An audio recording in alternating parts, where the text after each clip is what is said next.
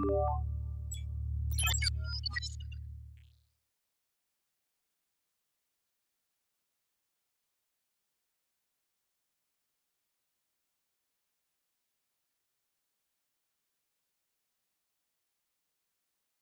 the next all-new episode of My Adventures with Superman. Brainiac, what is this?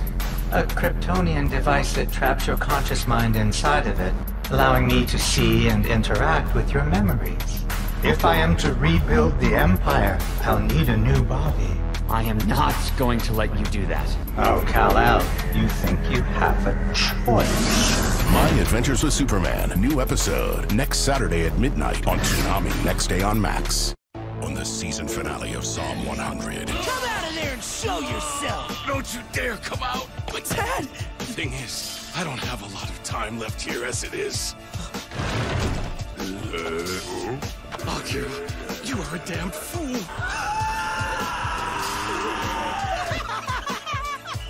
Finally! Survive the season finale of Psalm 100, Bucket List of the Dead, next Saturday at 12:30. Only Toonami on Adult Swim.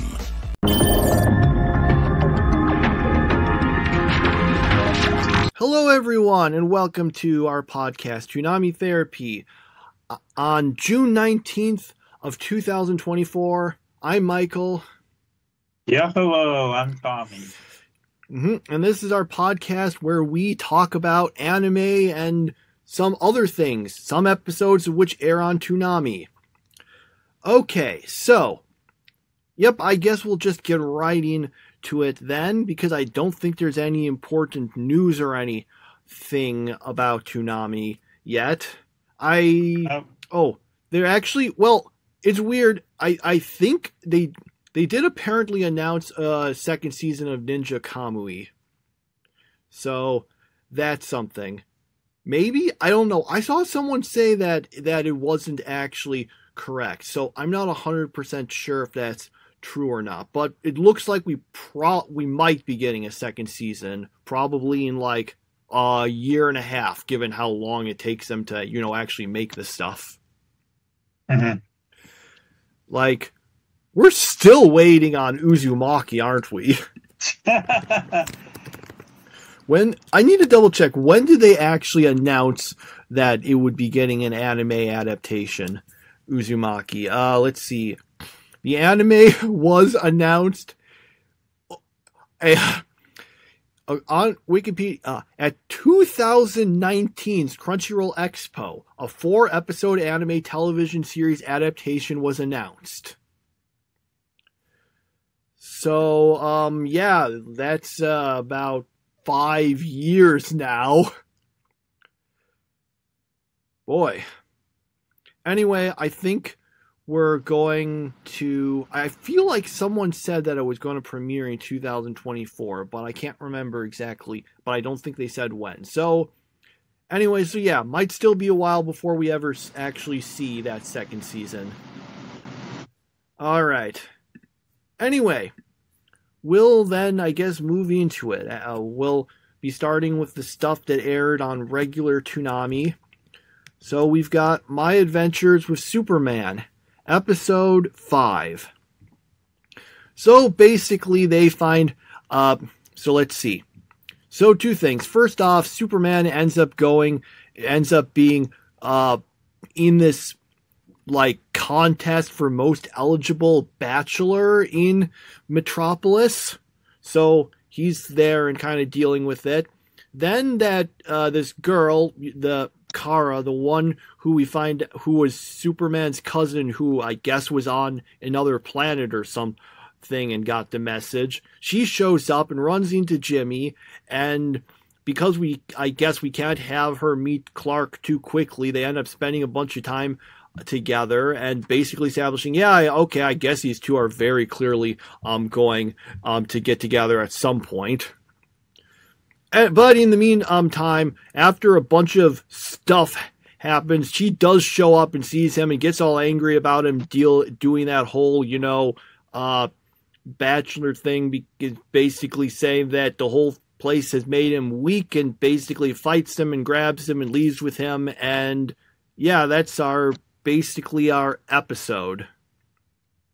I was struck at how similar this was to what we're seeing in Dragon Ball Z Kai, where people coming from another planet and they are trying to destroy the planet they're going to, but they have someone on the planet who's already there who isn't doing a good enough job at what he's supposed to be doing. So, this felt like I was watching another episode of Dragon Ball Z Kai whenever this came on. So, it just seems old and tired to me.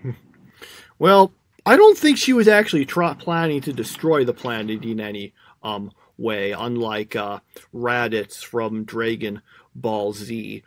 But yeah, it did seem, I kind of felt like because Goku's backstory, I'm pretty sure, was inspired, even if it was unconsciously, by Superman's. I kind of feel like this series is like just now taking stuff from Dragon Ball Z. You know, like Dragon Ball Z took the idea from Superman, and now this Superman show is taking further ideas from Dragon Ball Z. Okay, yeah, I don't have too much else to say about the episode other than that we did end up with a bunch of kind of more knowing, like, oh, look, we get more drama stuff between Lois and Clark. So, wow, they did probably just name those after Lewis and Clark, didn't they? I just realized that. Did they? Let me just see. Let me just look that up and see if that's actually let's see. Well, a super quick look doesn't turn up anything, but honestly, there probably is a good chance they just took it off the Lewis and Clark expedition. Anyway, yeah, I guess that's this episode. It does seem like they're going for a different kind of character, at least for now, with Kara, although I'm going to assume she's going to turn good, because otherwise they wouldn't have bothered with all that super blatant ship teasing between her and Jimmy.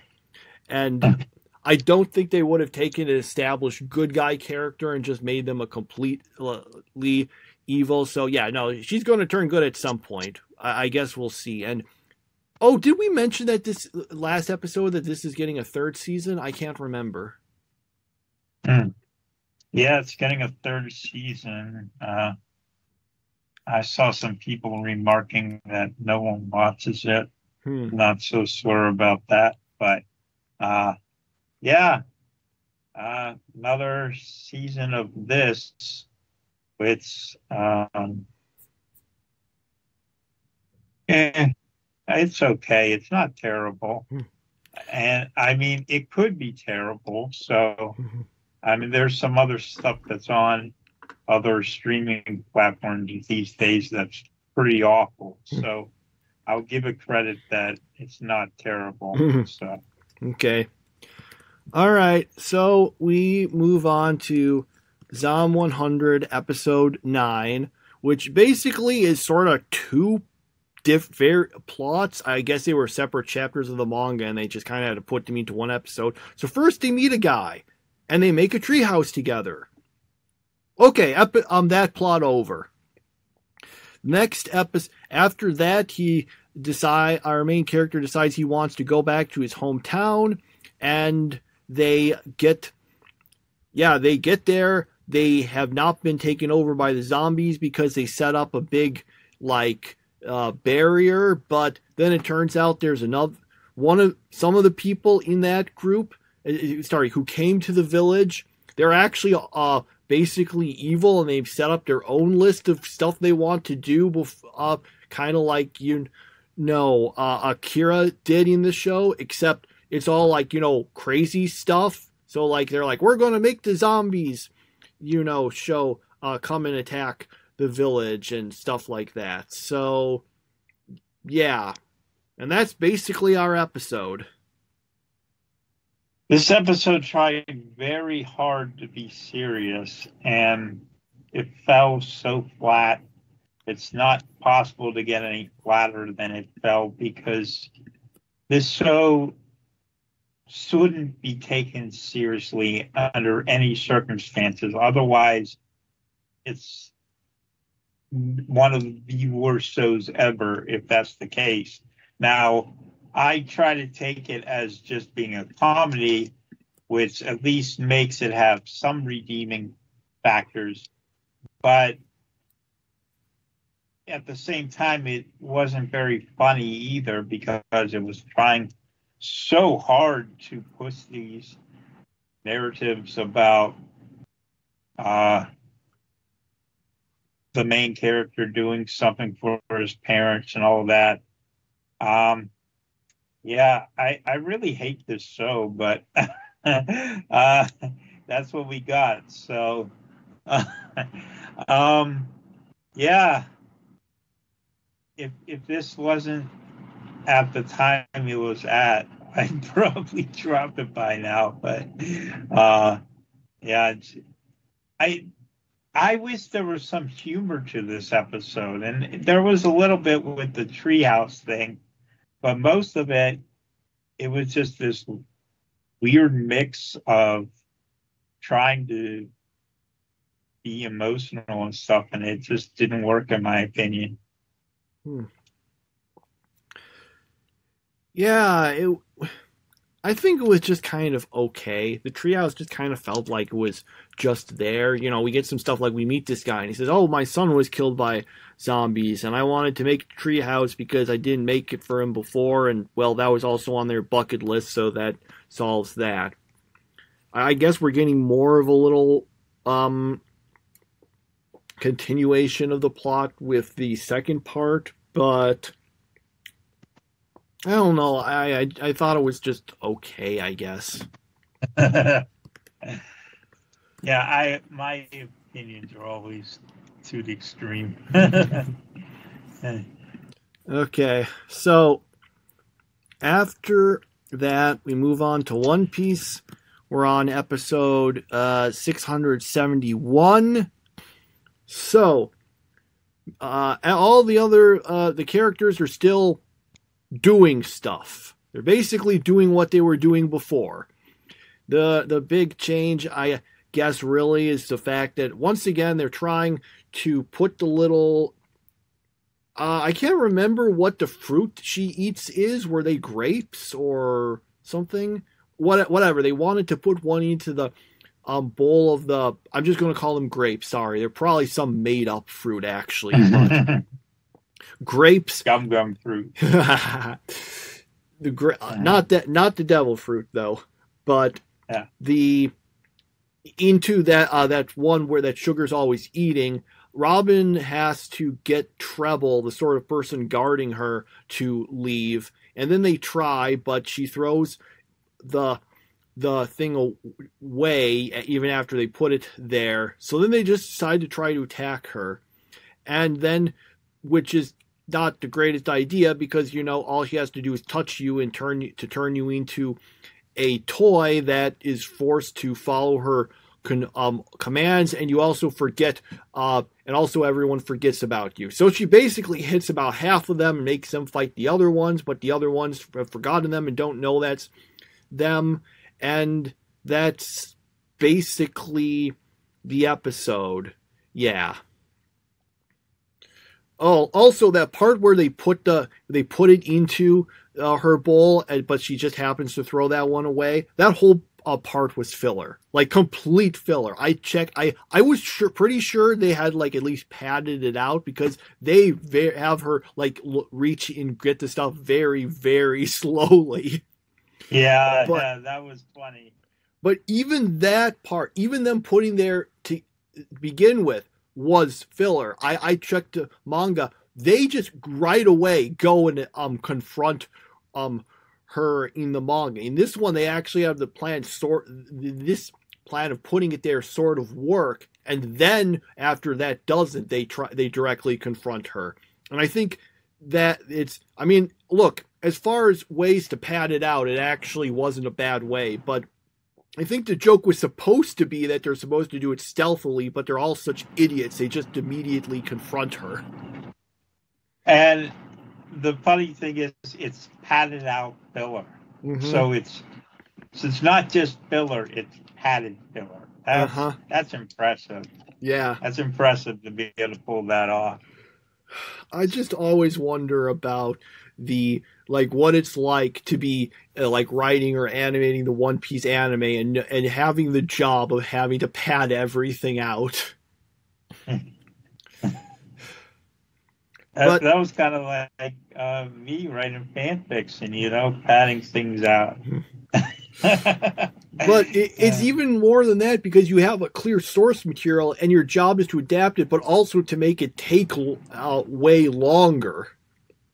I just wonder, is that like a depressing thing to have to do? It's just like, man, someone like going, man, I could be working on Demon Slayer or something, but instead I'm here just trying to make these shots last as long as possible and figuring out all the places where I can put a reaction shot. Mm-hmm.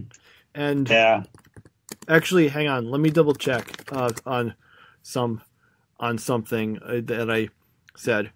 Okay, I apologize. My joke was the hypothetical animator wanting to work on Demon Slayer. That's not possible because this episode originally aired before Demon Slayer came out. So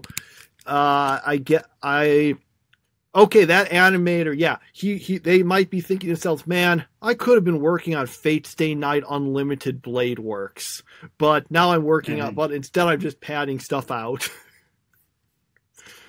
There you go. That makes much more sense. The timing-wise works better. Let's see. All right, that's One Piece. You didn't watch Naruto Shippuden, but just to go through episode 491 quickly, basically they go and they're trying to rescue Sai, and then they do, except Sai's been brainwashed. Oh no! And is a bad guy now. So, yep, that's basically our episode. Oh, I didn't watch that one. That's right. I had to do something at church on Sunday, so I skipped this episode, and I wonder, where are we near the end? Like I know the main story ended, but when is the end coming? Let's see. We've got, I think, about 10 episodes left. No, 9. We've got 9 episodes left, I think. Oh, man. Well, at least maybe if it finishes, there's a slight possibility they might bring back Boruto, which I actually accept at this point. Because back whenever Boruto was on, that was back whenever I was like, I might watch, I might not watch, but now I'm always watching, so I might actually enjoy it more. So I hope that's what they do. They probably won't, because that would be, something I'd enjoy. So, they'll probably just restart Naruto Shippuden from episode 1. That's probably what they're going to do. Maybe, but yeah, I have heard some people say, oh yeah, the Boruto anime actually just got better than the manga was, because ironically, so Boruto is a monthly manga series and the anime was weekly, so it ran into the same problem that, you had with Sailor Moon, where you just have to have a ton of filler episodes to kind of keep pace with it. But I've heard a lot of people say that a lot of those filler episodes were actually better than the source material, and they actually let them develop a bunch of the characters better. Yeah, some filler can be like that. I'm still sad that Dragon Ball Z Kai skipped over the episode where Goku gets a driver's license. That was classic. Man, that's the one bit of filler they should have kept.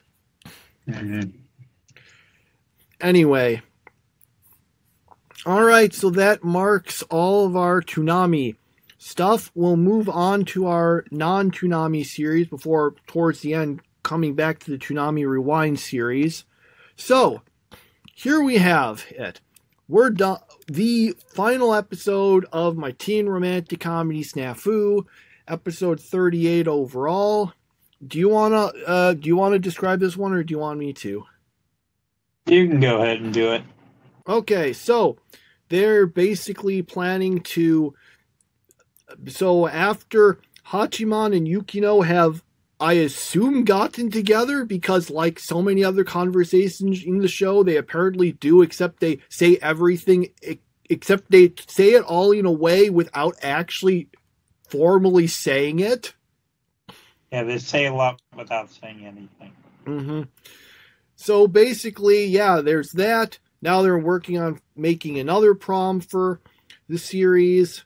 There's some other stuff there. It kind of wraps things up.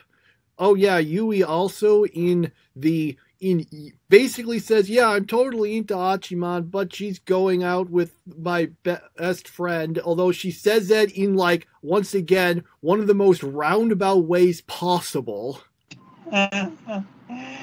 And apparently that's her thing to the newfound service club. And then the episode, and they were like, yeah, we'll help you through that, or they say something like that. And then the episode kind of, and then the series just kind of stops.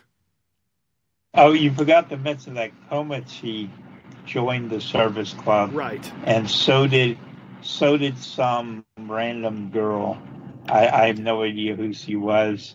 She just decided to join the service club too. It's like, way to go.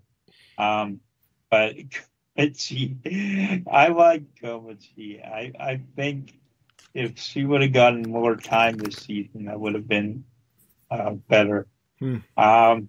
So yeah, I liked the episode, even though you're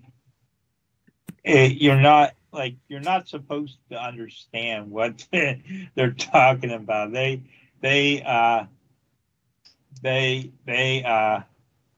say a lot, and most of it doesn't make any sense. You can't understand what they're saying. I guess that's supposed to be the joke at this point, but I kind of wish, at least for the final episode, they had made things a little clearer, but they didn't. So we're left to guess at why Yui is okay with Yukino going out with Hachi, which, if like I was her, I wouldn't really mind it, because they're both miserable people. So, that wouldn't really bother me that much. But,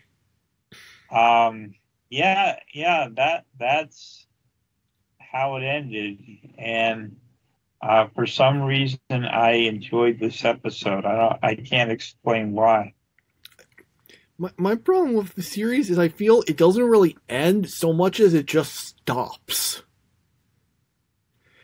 I kind of mentioned that before, but that's what it just feels like. It kind of stopped, not like it really ended. I mean, I guess it kind of had some stuff to end, but it just kind of felt like it just sort of stopped.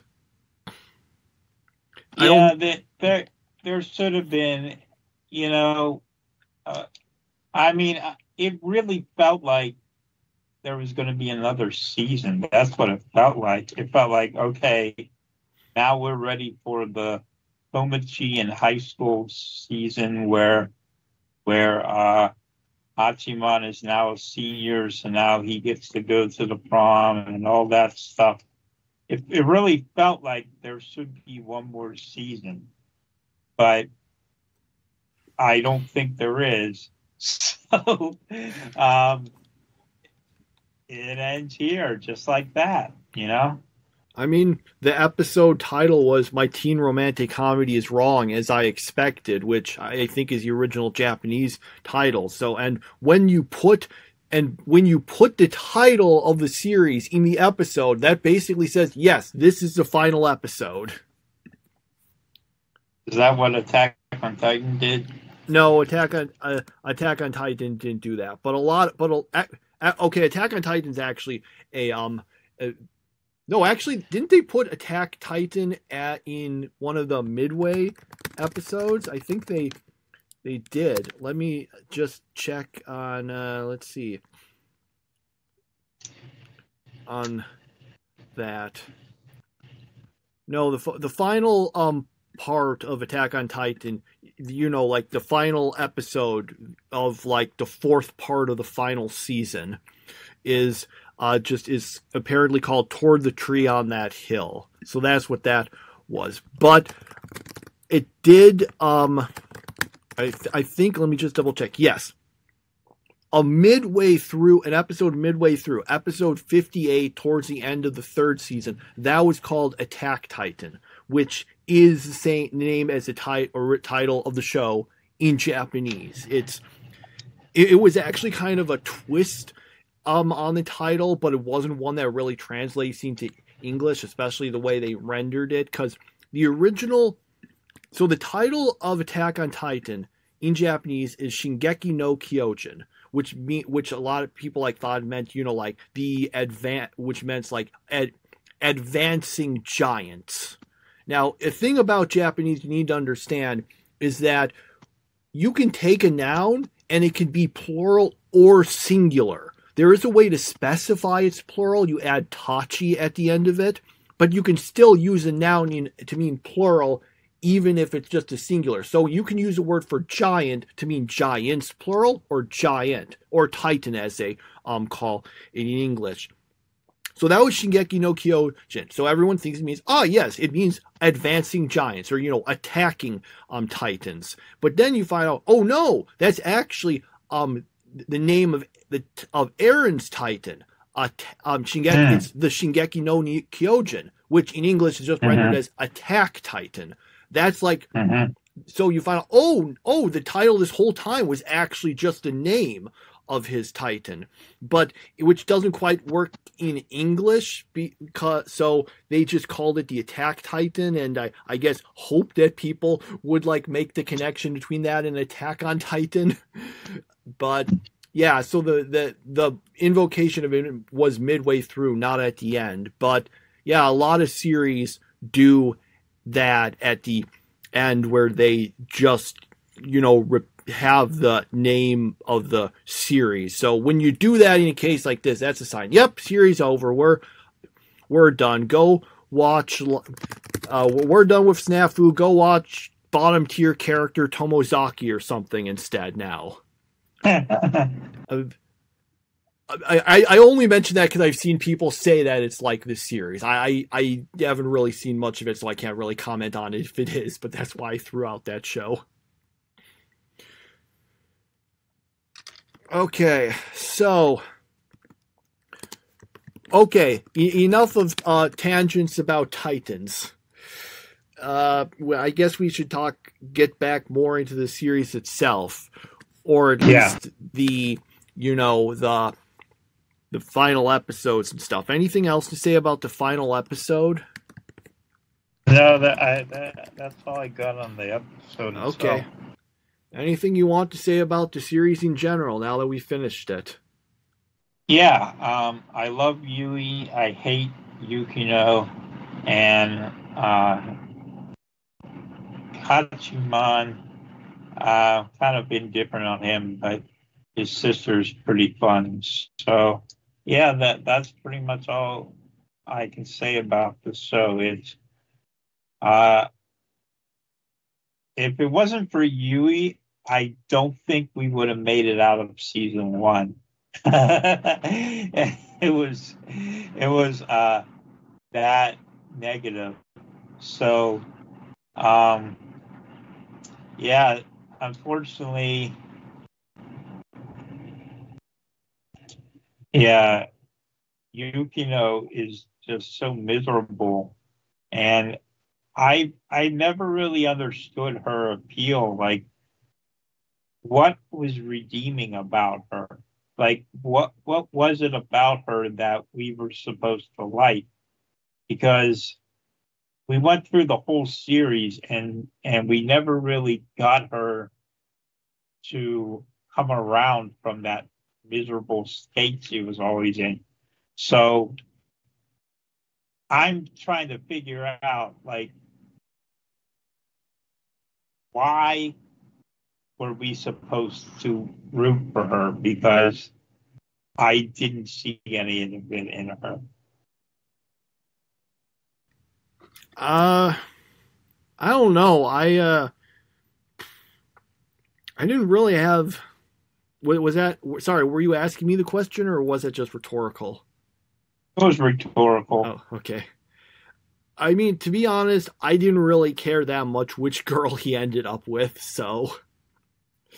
I didn't care what girl he ended up with, but why did we go through 3 seasons and Yukino is still miserable? Like, you would think there would be like a growth to it, to her character. You know, that's what's supposed to happen in these shows. You're supposed to have your character grow and get better at what they're doing wrong. But with her, she just stayed the same way all the way to the end. I mean, the only times that she wasn't that miserable were when she wasn't on the screen.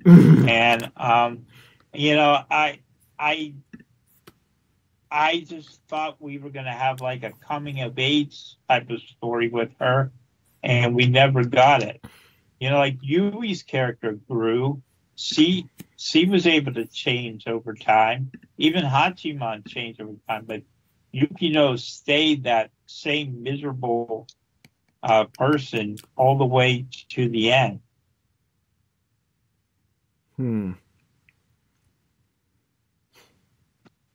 Yeah, you're right. She did kind of stay mostly the same. And it also kind of feels like some things didn't really feel like they got resolution. Like, oh, yeah, her family was the one who hit him with the car, and he uses that to some things. But it just kind of feels like that's not really resolved in some ways. I'm not sure. I'm just kind of looking at it, and I'm kind of almost thinking, what are my overall thoughts on the series? It's I thought it was decent. I just didn't really have too much hard feelings on much of anything in it, other than I wish we had seen more of the I can't remember his name, but the sort of weird otaku guy. I liked him. I wish we had seen more of him.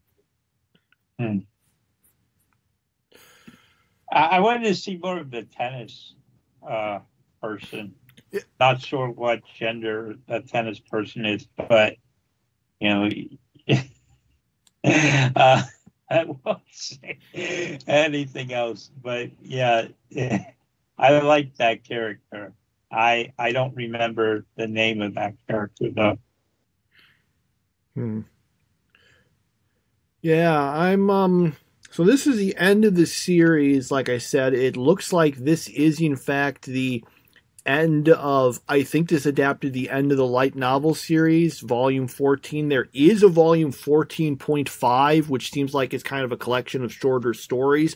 I think, I don't know exactly when they are. Some of them might, I think at least one of them functions sort of as an epilogue for the series, but I don't know like which one it is or how many are like that, but I guess I could just throw that out there. I think there is somewhat of an epilogue in that part there,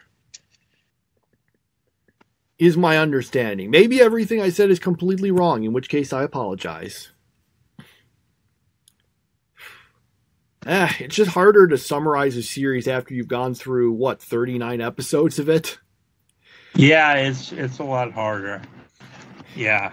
So much easier if you're like, it's just like 13 or even like 26 episodes. You go through this much and you're like, well, I guess all that stuff happened. Yeah, it does seem like they didn't really have as much with the... It's kind of weird because I've gone before complaining, oh, we don't have enough focus on the main characters. But then there's other times when I'm thinking, man, I kind of wish we had actually used some of the side characters more. No, it's not the side characters that are the problem. It's the fact that they introduce some early on, and then they just don't really do that much. Go ahead. Yeah, it's just like, we got them, and then we're like, okay, forget about them. Here's some new side characters to focus on. Wait, forget about these guys too. Here's some more side characters instead. Yeah, I got the name of the characters, Saika. So, Psycho was, and it's a boy, but he was voiced by a woman voice actress. So, yeah, he kind of reminded me of the Hideyoshi of Baka and Test. I like that character. I thought if he had gotten some more screen time, he could have been pretty good, but unfortunately, he kind of got, like you said, he got forgotten about because they added more side characters and more side characters and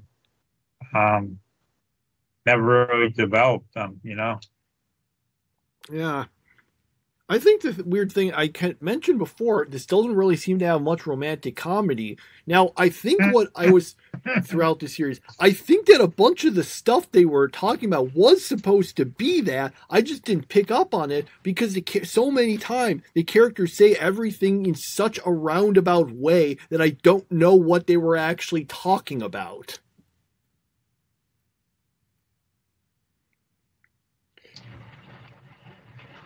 I remember you mentioned it also, that a lot of times the characters have conversations and you just feel like you're missing something in it.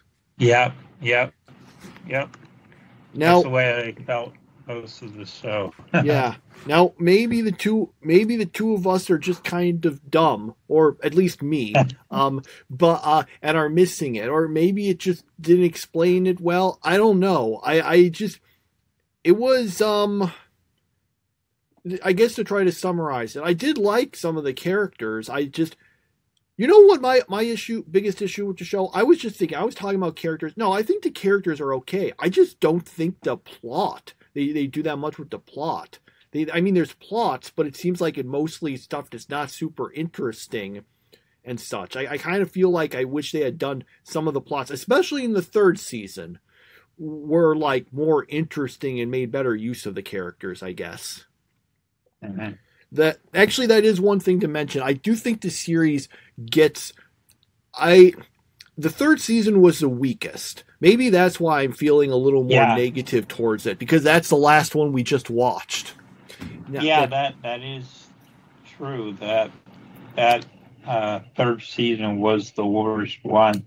The first one, I think, was the best one because it started out slow, but then it slowly got better. And the second season kind of did the same thing, though not as dramatically. Third season started out slow and just ended slow. So it never really came around. So, there's people who swear by this series. So apparently it's got a good following, but I just don't feel like it was made for me. But I do think it was a pretty good show, even for its flaws. I think that kind of summarizes my thoughts on it. Also, I thought it was decent, but it did have some issues for me. Maybe for some people they just like it more. It maybe partially just wasn't quite as much for me, but. Yeah, I guess that's it. I don't want to belabor this discussion too much, though. I think that's all I'll say about it. Yeah. Okay. Yes, because come to think of it, not counting the stuff that was on Toonami, is this the... No, it's not.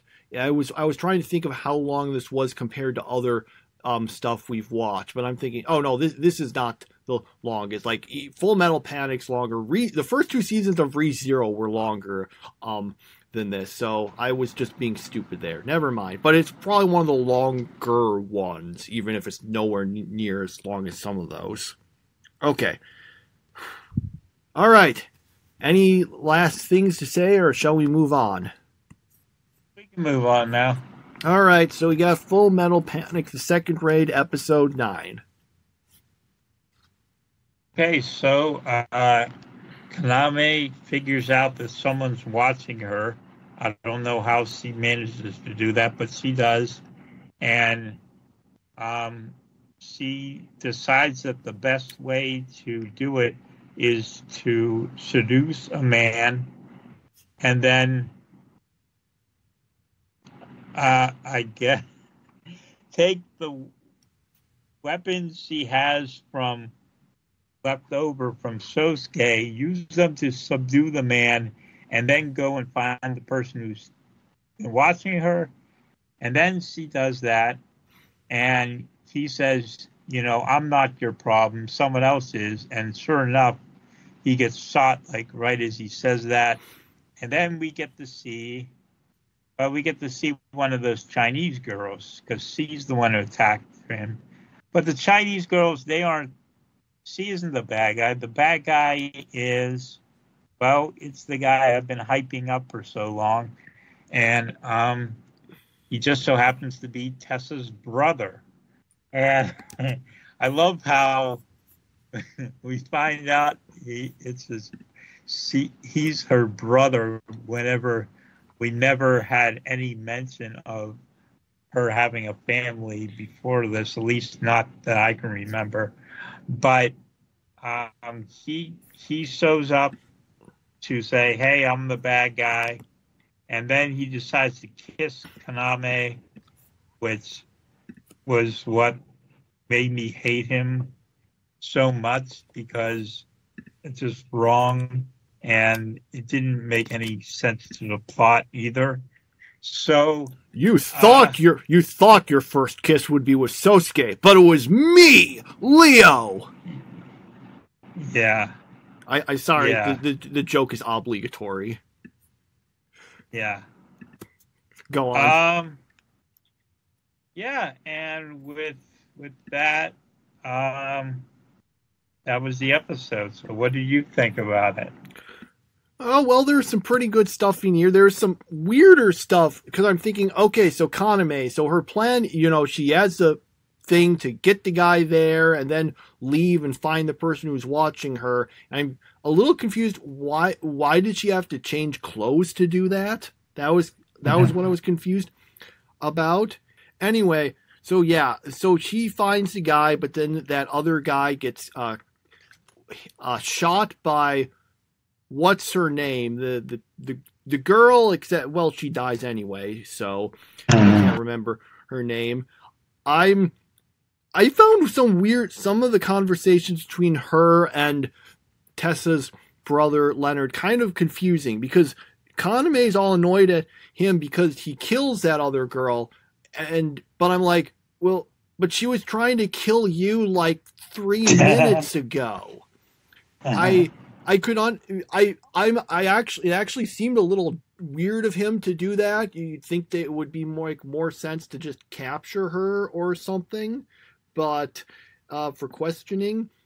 But yeah, I kind of, initially I was liking Leonard, because thinking, oh yeah, this guy is just, cutting through all of the nonsense and just being frank with things. But then he just kind of becomes more of a jerk and stuff. Now, you mentioned he was like a bad guy. Is he? Because I thought he was like, good, just maybe kind of a jerk, but still, helping protect her from the person, because she probably would have been captured and maybe killed if he hadn't shown up. So, well, we'll see, I guess. We'll see. Okay. So, yeah. Yeah, outside of some parts that just felt a little weird to me, I thought on the whole this was a pretty decent episode. Yeah, pretty good one. Once again, we're actually, unlike I feel like, wow, we're having some more serious stuff, and it's actually interesting. Yeah, this was easily my favorite thing of the week. Of course, I don't rank it, but yeah, this was an exciting episode. And, it's proof that you can do Full Metal Panic seriously without taking away the quality. I really like Toonami's monologue to herself, and how she was saying, I wish Sosuke was here so he could say, it's not a problem. That was pretty funny. Yeah. So, I thought it was a great episode, and that character who I don't like is finally shown up, so we'll see where it goes from here. You know, is stealing someone's first kiss like supposed? Is that like more of a thing in Japanese media to show someone's a jerk than I thought? Because everyone always memes on the whole "it was me, Dio" thing from JoJo, and well, I just memed on it. So, but then we kind of did that here also. Was there some other series that did? I feel like there's some other, but I can't remember what it is. So I'm just wondering if that's more of a thing than I thought. I don't know. Okay. Yeah, I couldn't tell you. Okay. So, okay. I guess we've gotten that. So, we've got Full Metal Panic done. Then we've got Dark Gathering, episode 16. Okay, so, basically in this episode, right. So Keitaro's kind of got injured from the whole thing, so he rests. So basically we just focus on Yayoi and Eiko instead. Eiko's like thinking, wow, that thing I went through was kind of traumatic. Maybe I don't want to keep going with all this ghost hunting stuff. But then she decides, I'm okay with it. Also, she decides to take remember how Yayoi sealed Anna into that thing, and so Eiko basically sets the thing up, because there's that thing where you can infuse the ghosts into the dolls or whatever so that they take damage instead of you. Eiko decides to basically set through how exactly does she do it? She uses some sort of liquid thing and puts it into that human shape, which basically as I understand, the point is if it takes damage from her, it'll go back to the way it was before, so it can keep doing that perpetually. So she does that and basically says, this is our way to be friends forever.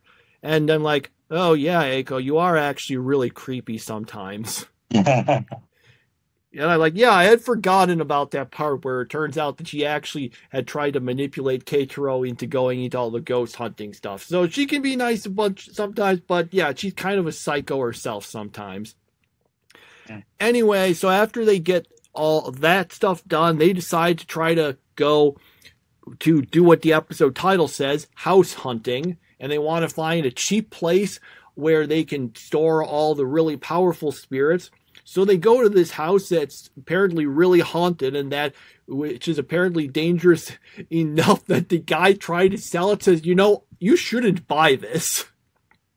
But then they're like, okay, we'll check it out, which I'll be honest, seems rather questionable. You'd think they should maybe just wait a bit for Keitaro to recover to bring him along.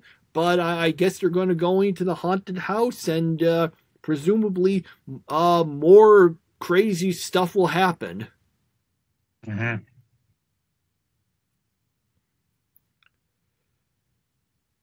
I thought it was okay. Mm-hmm. Yeah, I thought it was okay too. Not great, but it was a solid episode, I guess. Mm-hmm. I'm a little confused on the plot at this point, what they're trying to do, but the plot, as I understand it, is because they were, let's see if I can. Okay, so the girl with the stars in your eyes, not the one from Oshinoko, was she was going to have to in a few years. Well, it was going to be on her 20th birthday, but I don't know how old she is. In any case, this one sort of evil god is going to marry and kill her when that happens. So they decide, okay, the only way to beat that and save her life is that we need to get a lot of really powerful spirits, the graduates as they call them. So right now they're basically going to really dangerous places to try to fight the really strong spirits and capture them. So like I said, it's basically Pokemon. Yeah. Okay, that makes sense. Okay, thank you for explaining that to me because I was a little confused. But Yeah, yeah, and the reason they're trying to get the new house is because they want a place to store all those really powerful ones, but they were kind of worried it might be dangerous to have them near people, so we want to find a place that's a little farther away from them to store all of them. So that's why they were going for this house. okay. Okay. I think that's it then for Dark Gathering. We'll go to Konosuba episode 27. All right, so basically, Kazuma gets a bunch of money. Aqua ends up getting an egg that she's convinced is a dragon egg. We find out that apparently there's something that's bad going to happen to Darkness's family, so she wants to try to, work to get money to try to solve that. And then they all decide to go to take out a Hydra to do that. And Aqua, messes it up. So they end up having, they end up having to fight the Hydra without being able to use explosion or anything because she's near it, because she fell asleep on the water when the Hydra decided to come and attack. And yeah, that was basically our episode. Yeah.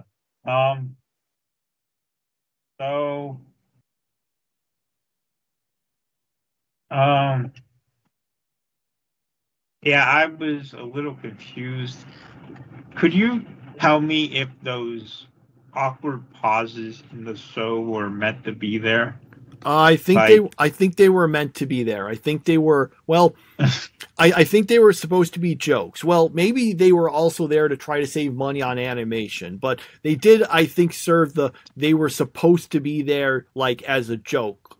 There's just this awkward pause and you're and then it just keeps going on and that becomes a joke. Like we did that part where when Kazuma meets Eris and they just sit there for a while, long enough that if you're not paying close attention, you might think that the video has bugged out. That's like the joke, just the characters just kind of staring blankly for a while.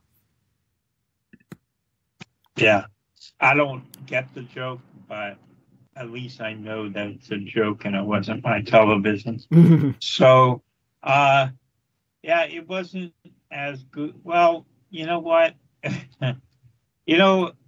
It seemed that Darkness actually got the most attention in this episode. And, I usually am all on the Darkness bandwagon. I don't know, though. I felt like there wasn't there was. I just feel like something was missing. I don't know how to describe it. It just felt like it wasn't as good as it usually is. I thought it was pretty funny, actually. The jokes mostly worked for me, from what I remember. I don't recall there being too much forced fan service stuff in it either. So yeah, I thought this was actually kind of funny episode. I'm really curious about the egg Aqua got, whether it'll actually turn out to be a dragon or not. I remember, you probably never saw it, but did you ever watch Gallivant? No. Okay. Never heard of it either. It was basically this sort of musical comedy fantasy series. It had 2 seasons and aired on ABC. It was actually really fun. I recommend, if someone wants, look up on YouTube, Today We Rise. That's probably the funniest song, I think, in the series. Although, for some reason, the only one of it on YouTube, I think, has Italian subtitles, but that doesn't really get in the way. It was pretty funny. I remember really liking it. Also, I love...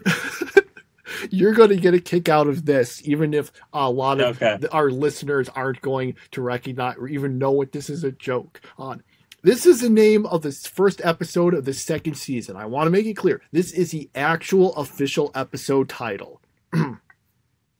a new season, aka Suck It Cancellation Bear.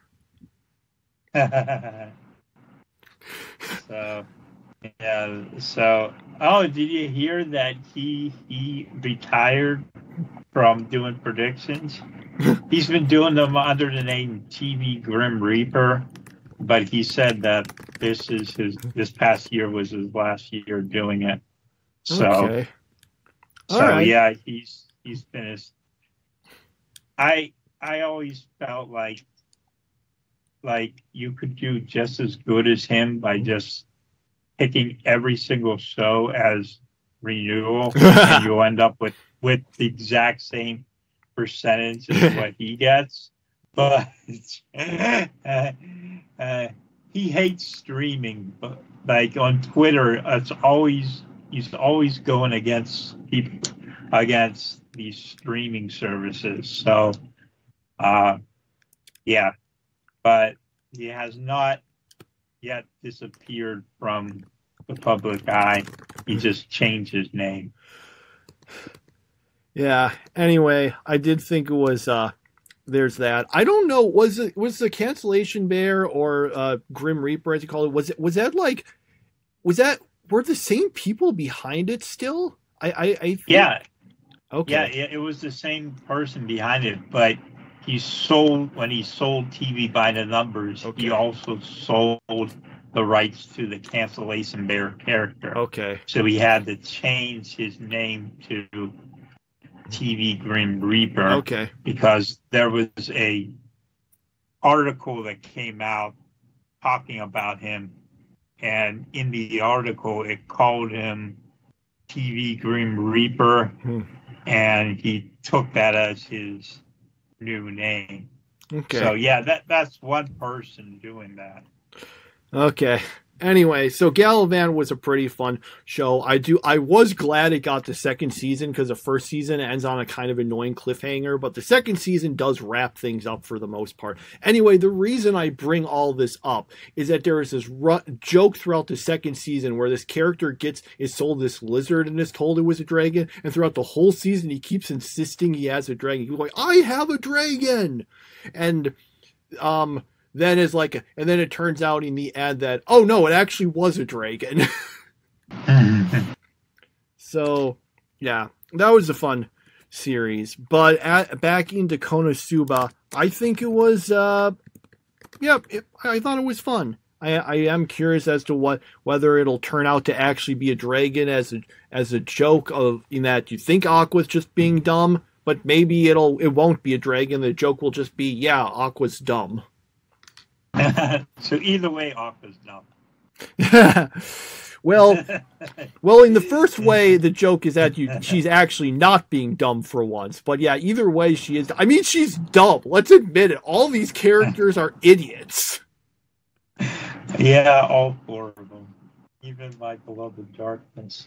Yeah, I liked a few of the jokes with her, but I felt like she was kind of acting out of character a couple times too. And I don't like whenever they force characters to be out of character in order to advance the plot. So, but yeah, it wasn't a bad episode.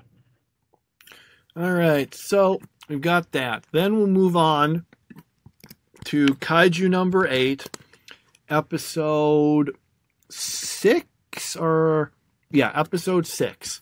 So basically, everyone goes out to try to fight a bunch of the giant, to defeat one of the giant kaiju, and that, is producing a bunch of smaller kaiju also. So they basically kind of go there and they fight the kaiju. We find out, I don't know if you remember it that much about the series because it was a long time ago, but we find out that Mina is basically Chica from World Trigger, and that she basically points a gun at something, fires it, and a super giant crazy explosion comes out of it to defeat things. And yeah, so they managed to do that. It's mostly an action episode, but eventually we do find We do have some of the characters encounter the well, I don't think we know his name yet, but the sort of like more humanoid kaiju that we've seen a few times before this, who is expressing disappointment that his plan to attack with the kaiju didn't work, and then they, I guess they're going to fight next episode. Yeah, I thought it was kind of lame, actually, the whole Mina thing, because the series made it out like she's this great warrior and, you know, she's the best and everything. But all she's really doing is just firing a gun, you know? I mean, anyone can do that. So, not really. I don't mean that literally. But I feel like if that's the reason why everyone thinks she's so great, that just doesn't fly well with me, because I thought it was like something where she would get into battles and, you know, be really brave and, you know, basically swordplay and, you know, better at that kind of stuff. I guess maybe she still does, and I just haven't got there in the manga yet. But, yeah, we'll see. Well, her thing is shooting stuff. More specifically, the fact she's able to shoot stuff with absurd levels of strength. That's the thing. They mentioned, what was it, that she was like at 96% or something? It was 90. It was some very high percentage. And remember, we've kind of established that you're considered really good if you're like doing it like at above 20%. So but these percentages are like power levels on Dragon Ball Z. You know, they don't really matter. Well, you know? I mean, you know, you're over 9,000, but then the next person is, you know, 20,000. So, well, no, I think they were more. They're not. I don't think they're really comparable to that, because that's like showing how good you are at using the suit. It's more comparable to, what did they say? I can't remember the exact number, but in Evangelion, wasn't there like some percentage or number or something that showed how well you were syncing with your Eva? Like, yeah, you are right about that, but I don't know that. I think it was more like that. Mm-hmm. But it does establish that she is really, really, really good at actually firing these massive shots out of the thing, because it does use your like power level from the suits in some way. You know, it's basically a more technological way of saying spiritual pressure. Or chakra. Or Nen. Or Nen. Or Trion. Or Hockey. Or what else is there? Hamon.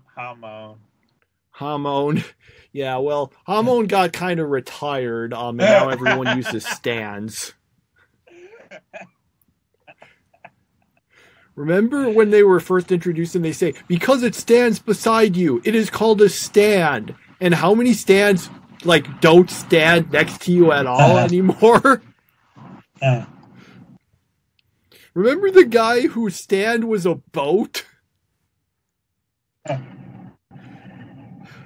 Okay. So that was Kaiju number 8. Kind of a bit of a straightforward episode, I guess. All right, that is our non-Toonami stuff. I guess we can move into the Toonami rewind things. I wasn't able to watch the Sailor Moon episode, though I watched the others. So if there's anything you want to say about it, go ahead. Yeah, so Sailor Moon was like pretty much the same this week as last week. It was just that this week there's this radio show that is making people fall asleep and stay asleep, and Usagi goes to check it out because, as Luna basically forces her to, and they say, oh, there's no such show here. And then she's like, what's going on here? So Luna has her use this power that kind of disappears from the entire thing, the entire show later on, where she can transform herself into looking like anything she wants. So she's like, okay, make me a beautiful newscaster.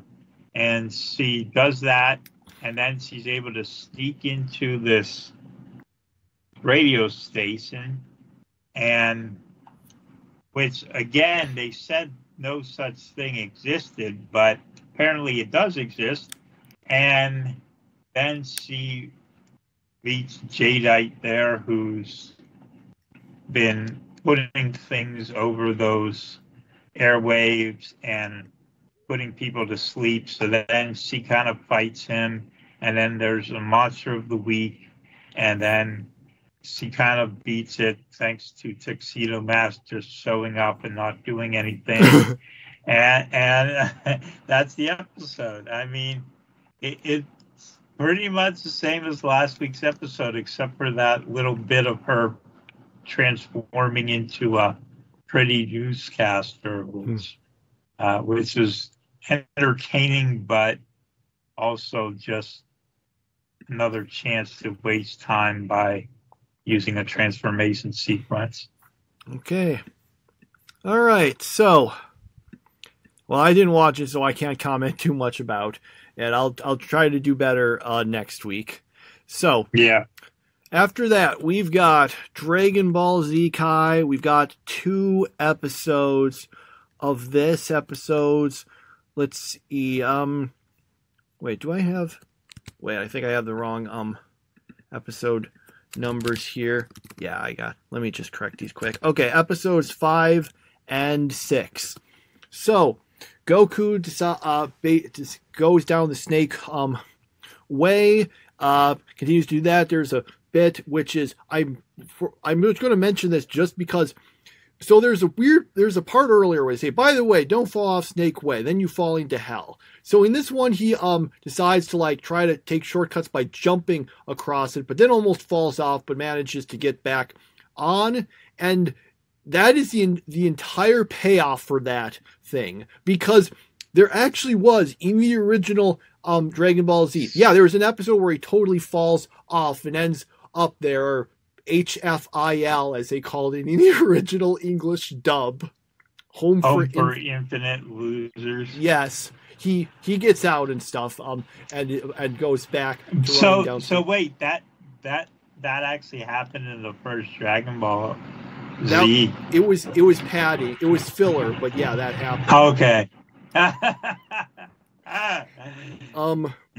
Anyway, though, what's so weird, I thought, which is why it's weird they had this part, because the part where he almost falls off here was not in the manga. That was padding, which they kept, I guess, on Dragon Ball Z Kai, even though it's supposed to mostly be a part where they get rid of the padding. But it's just weird that they had that. They established what happens if you fall off, and so I'm like, why not just cut out both of those, because it doesn't go anywhere in this version anyway. But that's the thing. So Goku spends a bunch. Basically, Goku runs down Snake Way, and because they did get rid of most of the filler, they cut out some of the adventures they had along the way. And he makes it to King Kai to do training. There's some wacky stuff there where King Kai says Goku needs to tell him a joke, and Goku comes up with some really stupid jokes, but I guess they're good enough. They were, let me think. I think Goku's jokes were to say, let's see, the clock said my hands are tied. Let's see, a harp is just a naked piano, and I sold my car for gas money.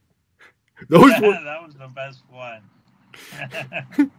And apparently this is really good, so King Kai agrees to train him, but first he has to catch his pet Bubbles, because of the fact that the gravity is super strong there. Anyway, so that's basically what we've got there. We have some stuff with Piccolo and Gohan, where again Piccolo is making Gohan train by just surviving. Gohan does see the full moon and turns into a giant monkey, which Piccolo solves by doing the reasonable thing and just destroying the moon. This is the second. This is the second time that's happened in this series. By the way, it was destroyed previously, and then it got undestroyed, and now it's destroyed again. Anyway, Luigi's Mansion. Hmm? Luigi's Mansion. Remember Luigi's Mansion? You had to destroy the moon and then go walk to it. Huh. I didn't play that game, so I don't remember that one. Although I do remember you had to go to the moon in Paper Mario: The Thousand Year Door. Although that was also a Paper Mario: The Thousand Year Door. Mario and Luigi Paper Jam established that Paper Mario is actually an alternate universe. It's not the main Mario universe. Mm-hmm. So anyway, so they do that. So Piccolo also cuts off Gohan's tail because I guess, the author actually straight up said, yeah, the reason why all the Saiyans got their tails cut off was just because I was tired of drawing them. that happens to Vegeta later on. And that's basically the explanation. Yeah, I just got tired of drawing them. Anyway, so we've got that, and then there's some more training for Gohan and the other characters, and that's basically the episodes. You forgot the most important part. Chi-Chi and her father driving like crazy to go over to Bulma's house and find out that Goku is now dead. And that angry Chi-Chi is the best Chi-Chi. And she was hilarious in this episode. Okay. And the turtle thing. Right. You said the turtle. Yeah, there's a part where Bulma she's managed to get the scouter working that shows power levels, and she's seeing what it is for Krillin and Master Roshi, and this unfortunately cut out a joke I know was in the original series where she then looks at the turtle and reads like 0.001. Yeah, that would have been funny. Mm-hmm. I'm upset they didn't have that in them. Yeah. But anyway, that's basically it. Yeah, they cut that out. They of course also cut out a bunch of the other actually I want to double check on this is another thing I should have done before in terms of episodes. Let me just check. So where we are right now in Dragon Ball Z Kai, yeah, we finished 6 episodes, and where we were in the original series. Okay, no, actually we're not that we're not let's see. At this point in the original Dragon Ball Z, before they made it into Kai, at this point we were, to get to this point would be, sorry, I'm just trying to I should. So Goku manages to meet King Kai in episode, what were we on 6, I think that was it in this one. It wasn't the first one, it was just the second. Yeah. Want to know when he meets King Kai in the original one? 15. What? 15. No. 19. 19. Or, wow. Well, no, 18. It's 18. 18 is when it was. Yeah, they put in a lot of filler episodes along the way. Including Home for Infinite Losers. Yes. I wish I had gotten to see that now. See how bad that original dub was. Honestly, the original dub, I think it was okay. People make fun of stuff like that, and of course also the fact that they just avoid a character saying kill. They always just say something. They don't say like, I will kill you. They say, I will send you to another dimension. It's honestly just kind of quaint in it. I think a few times, sometimes they actually would say the next dimension, which I think is kind of like a way to that better explains it. But yeah, a lot of the times they always just say they were sent he's to another dimension.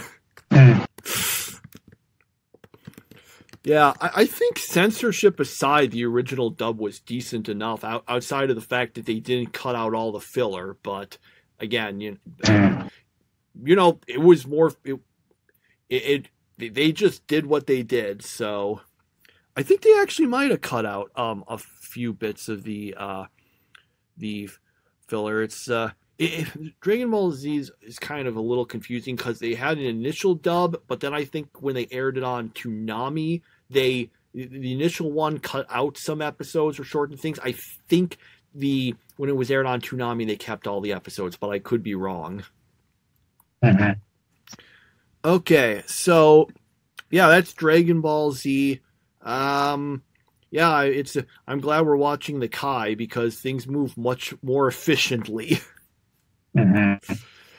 Okay, so then we've got our last one, Naruto episode 3, in which this episode, right, we get introduced to Sakura and Sasuke and some of the other side characters because they all get put into squads of 3. Naruto ends up on Sasuke and Sakura's squad. We get all this stuff about, oh yeah, Naruto's got a crush on Sakura, but she's in love with Sasuke, and so is Ino, so they have a rivalry there based on, you know, now since we actually know who like everyone ends up with now because the series is over, I'm just going to say, yeah, you know, you ended up with a much better guy, don't worry.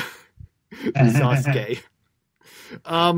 Yeah, you know, won the trade in that case. Yes. Okay. So basically we have that. Then once we get through that stuff, you know, they set them up and they get assigned their trainers and stuff. Then basically the rest of the episode is mostly wacky comedy where Naruto has a plan that he's going to try to beat up Sasuke, then pretend to be him to try to act insulting towards Sakura to make her not like him. But then he keeps having to go to the bathroom because he drank expired milk. And it was actually funny, though. I know. Funny that. I know, that's a joke that usually would not be funny, but it actually managed to be mostly funny, including the part where he's got all the shadow clones and they're all trying to get into the bathroom at once. Yeah, that was great. They were... I don't even know how that works. Okay, so there's that. It was mostly a comedy episode, but we do get, like, you know, we get information about some of the, like, characters. We're introduced to some characters. We learn a bit about, you know, Shikamaru, Choji, Ino, Sakura, Sasuke, the... Hinata. Yeah, Hinata. Did we have anything with Kiba or Shino? I don't know if they showed up. Maybe they did, but we get that. We get some information about some stuff about Sasuke and Sakura. Yeah, it really was not a bad like introduction to some of the characters and some information. So it worked out pretty well. Yeah, honestly, if I was including this in my ranking, it would be my number one pick of the week. There was a lot of character development in this short episode, which is pretty amazing and I guess it shouldn't be amazing because after all, Naruto's so popular. How did it get so popular? Well, it started out well. So I guess I shouldn't be surprised every time Naruto has a good early episode because I do remember the beginning of it being really good, you know, so yeah, I look forward to seeing more of this because I just remember this first season, so to say, was really good. Mm-hmm. There was some nostalgic stuff. There are things here that just kind of stopped being used. Like some of the background music is like kind of stops being used. And of course, we also have, we have the inner Sakura jokes, that joke just kind of disappears later on. It just kind of stops. And I guess you could say, okay, she grew older and it stopped. But I was like, oh, that was just such a funny joke. Okay. And that's all of our shows. Wow. The problem with Toonami Rewind is it makes us talk so much longer. These episodes are longer now. I apologize to anyone who liked it more back when we were just 30 to 40 minutes, and now we're more than an hour.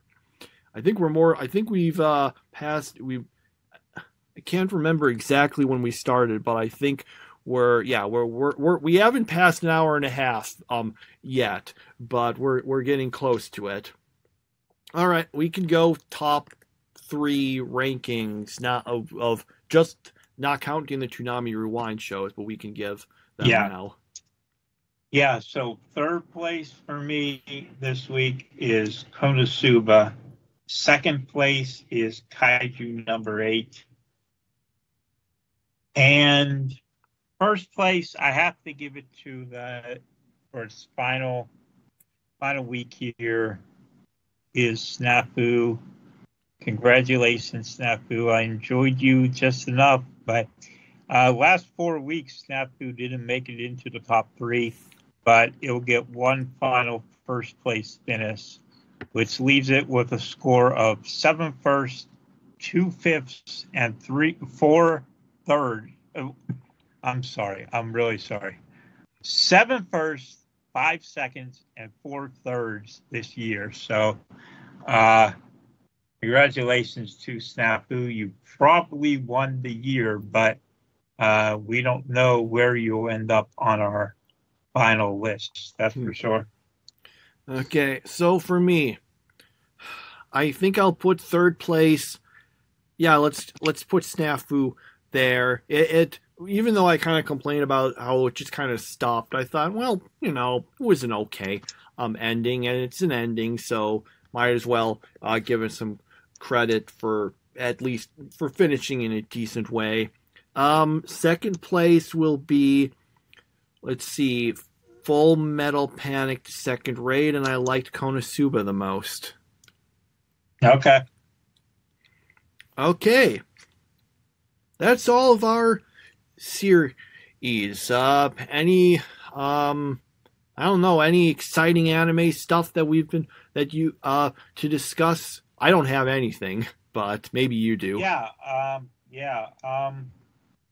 So there's going to be a Blue Lock movie coming out next week, so I plan on going to see that.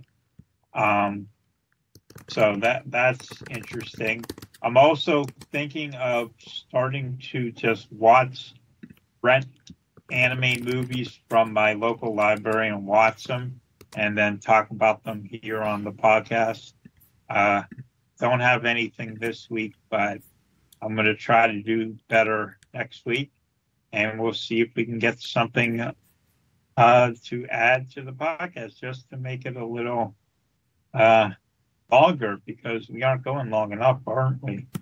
I think we're already going for a while. Let me just see. Oh yeah, I didn't even know the Blue Lock movie was coming out soon. Yeah, it's available subbed and dubbed at my theater. So yeah, maybe I will see it, like the Spy Family movie. Yeah, that would be something to definitely consider. And is that? Let's see when.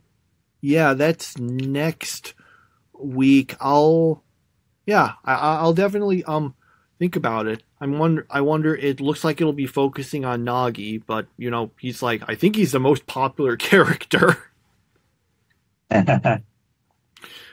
So yeah, if it sounds good, I'll probably see it.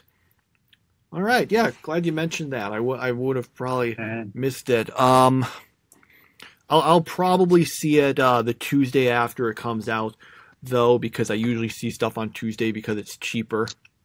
Also, that's the only day in which the popcorn at the movie theater is merely it's overpriced, but it's not as egregiously overpriced as it is usually. Like it's overpriced, but it's not like extremely overpriced like it usually is. Right. Okay. Yeah, I don't think I have anything else to say. Oh, there is something important to say. I almost forgot. So, we finished with my teen romantic comedy SNAFU. So we're going to be replacing it with another show. It was your choice. So do you want to talk about it? Or do you want me to? You put me on the spot here. Okay. You do it. Okay, well, technically, it was basically we're going to be watching the Spice and Wolf, the new one, not the original series. Just in case people don't know, so there was Spice and Wolf, and that came out quite a while ago, and it had 2 seasons.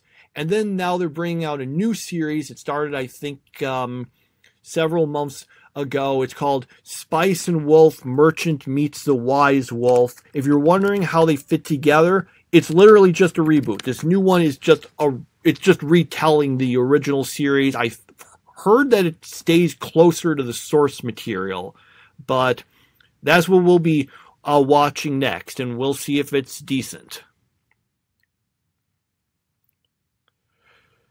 All right, time to put you on the spot again. Any last words before we end?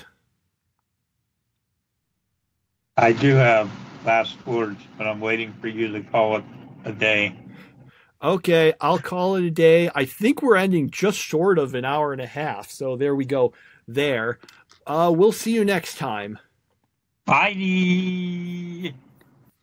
Hello, everyone. Welcome to Toonami Therapy, our podcast. It's June 26th of 2024. I'm Michael. Yeah, hello. I'm Tommy.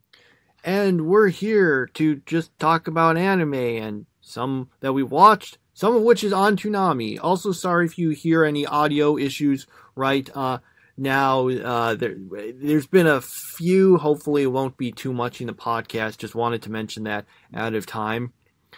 Anyway, so I guess we can just go into it because I don't think there's any new news we didn't cover last time, or I can't remember. Did we talk about the fact they were going to have 2 episodes of One Piece last episode, or did that come out between us recording and now? I think that was more recent. Okay, well, that's the news. So once Psalm 100 ends, we'll just be getting a 2nd episode of One Piece. So the pacing will only seem bad instead of really bad. Okay. Yeah, that's a little weird that nothing's replacing Psalm 100. So I guess we'll see what happens there. Maybe something. What's the next series to be ending? Does Superman end, or is it Naruto Shippuden? I'm not sure offhand, but well, anyway, we've gotten that information. So let's get into our usual order of things. We've got My Adventures with Superman, episode 16, I think.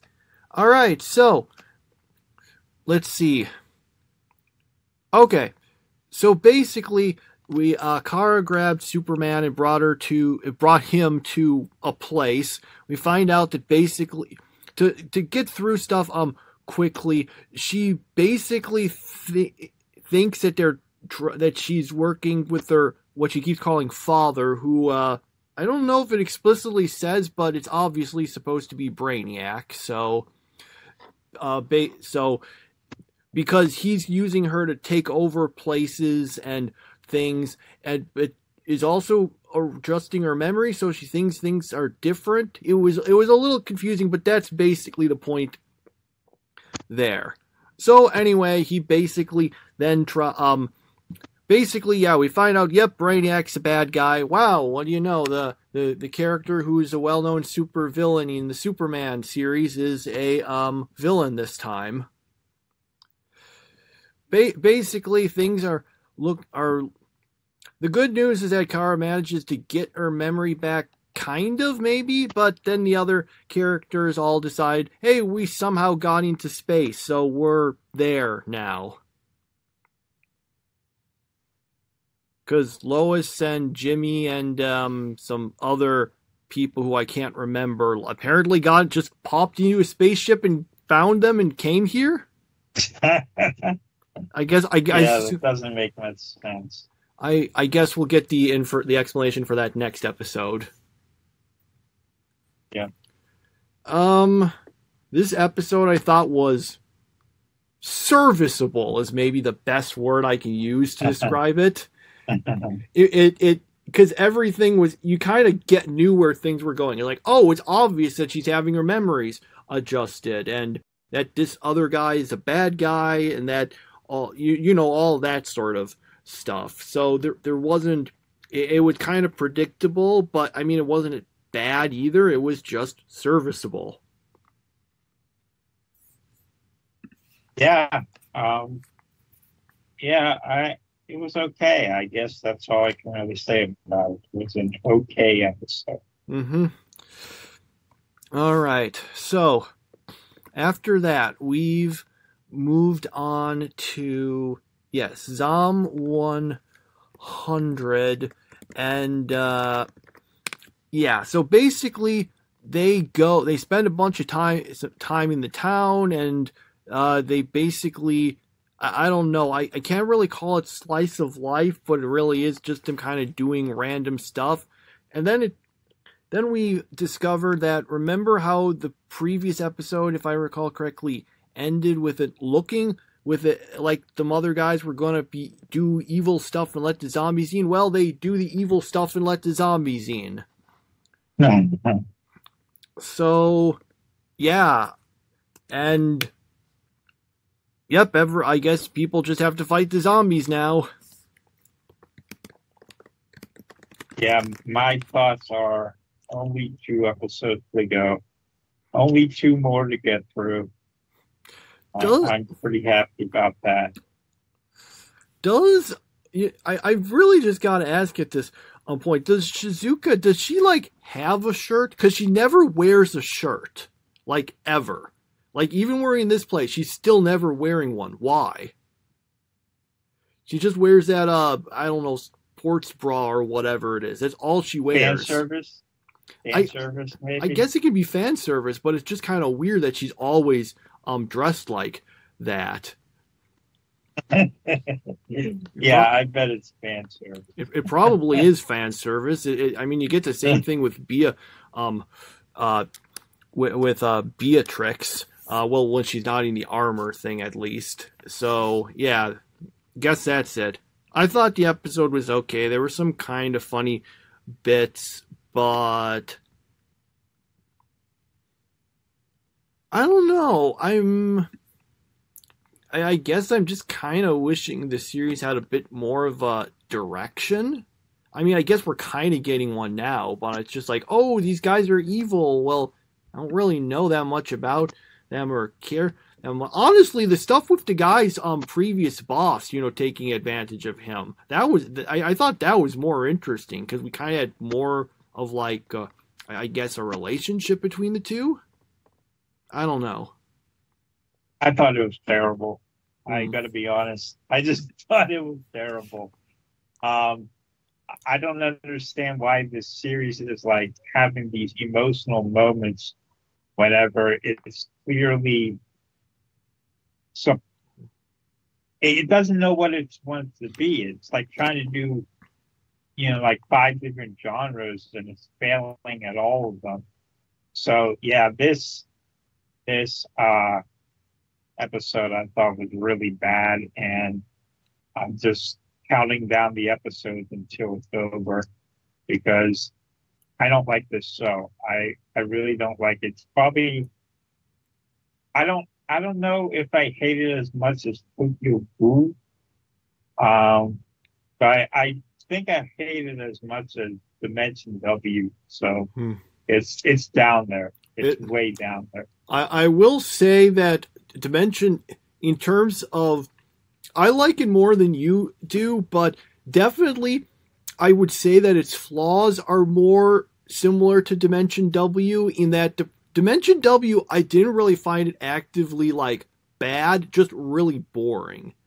And the bigger problem with this show is kind of more boringness. Tokyo Ghoul was more, it was more like, especially when we got to Root of A or whatever it was called, got like more actively just bad rather than just being boring. Yeah, that Tokyo Ghoul is probably my least favorite anime of all time. But this is climbing the ranks or crawling down the ranks. I don't know how to digging down. It's getting down there. So yeah. I'm a little surprised because I mean I'm not huge on the show. I think it's kind of boring a bunch of the time, but I thought it was mostly just kind of mediocre. Yeah, I just don't like it. Okay. I think its biggest problem is that it keeps trying to shift between being serious and funny, but it fails on both parts. And I just feel like if it just went all out trying to be funny, then maybe it would work. Or if it was going all out trying to be serious, that might work too. But it tries to do things halfway, and it just doesn't work for me. Okay. I'm not sure if that's... I don't know if that counts as a hot take or not, because I don't know exactly how this is generally thought of. Because, I don't know, there's a lot... There are a bunch of series that, you know, you look at my anime list and it's really high, but you'll also find a lot of people who say, no, this series was really bad. So... I don't know, like, where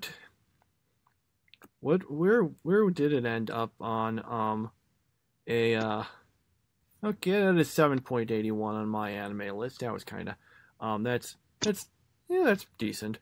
Anyway, so, moving on, we got One Piece episode, where are we?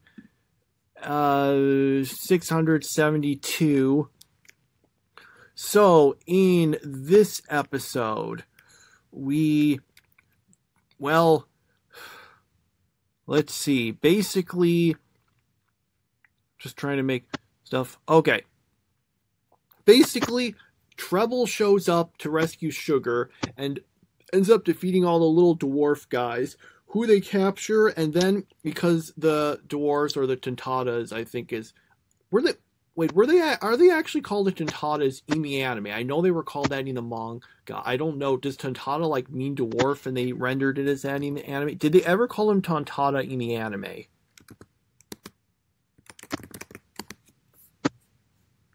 I don't remember, to be honest. Okay. I'm going to look that up because sometimes the thing about sometimes one of the things is that I found is if I know the manga and the anime translates something differently, I just keep mentally thinking they're saying the thing that I'm used to from the anime. So yeah, I know what you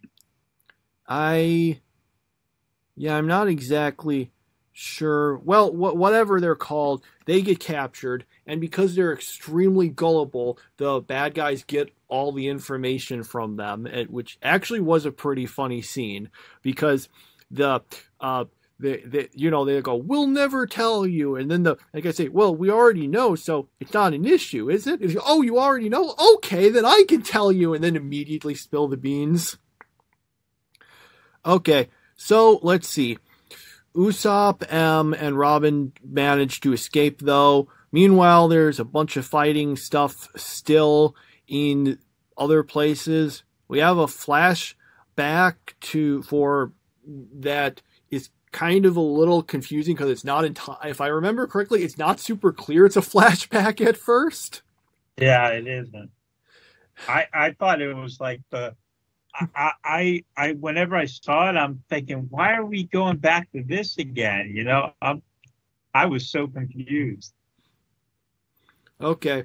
But anyway, we do find out that, yeah, the way Sugar's power works is that when she turns you into toys, she gives you a contract, which makes you have to do what she did. But she didn't do it to the Tin Soldier guy, so he's able to fight against her and all that stuff. And, yeah, and then we also... Oh, yeah, and Rebecca gets beaten in the Coliseum.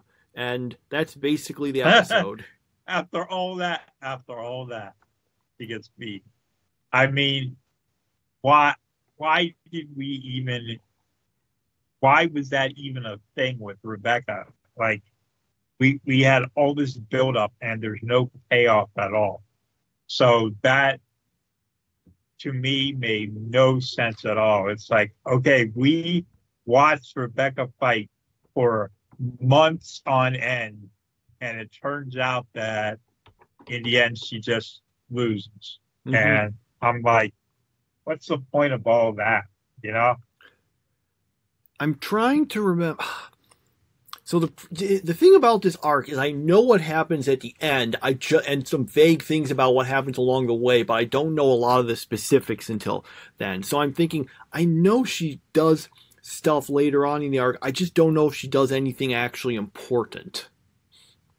So I don't know. I can't necessarily say this is it. I know she does stuff. I just don't know if she actually does anything important. So I can't comment for sure as to whether it did feel kind of a waste or not. So, yeah, other than that, it's just, I should actually check. All right, how exactly how bad was the filler in this episode? How much of the manga chapters did we manage to actually get through? We had, this was, just looking it up quick, this episode 672 did, okay, this isn't actually so bad. This actually, wow, for the first time in so long, we actually covered slightly more than a chapter. Oh, wow. Yeah, we covered the entirety of chapter 739 and one page of chapter 740. I love how amazingly specific the One Piece a fandom wiki is on like what the anime adapt. They give you the exact pages. So, yeah, that might explain why this episode actually didn't feel quite as padded out as normal. Okay. So, alright, we've gotten that. So, let's see. You didn't watch Naruto Shippuden, right? Oh, I didn't. Yeah. I'm sorry. I did. It was 492, but honestly, I can barely remember anything about this episode for some reason. Let's see. Ino and Choji and Tamari show up. I guess that's important, and about that's all I can actually remember. Sorry. Okay, we'll move on to... I remember it being, I guess it was okay. That's what I'll just say. Alright, Alright, now time for the non-Toonami series. We've got Full Metal Panic to Second Raid, episode 10. Okay, so this episode, basically, Sosuke yells at a rope, at his own mecha, and then Mao tells a lot of stories about her past, and Sosuke goes on a mission with her, but Sosuke is super depressed from no Konami anymore, so he just kind of checks out mentally and quits. And I know it's supposed to be about the separation of Konami and Sosuke, but man, this season is really depressing so far.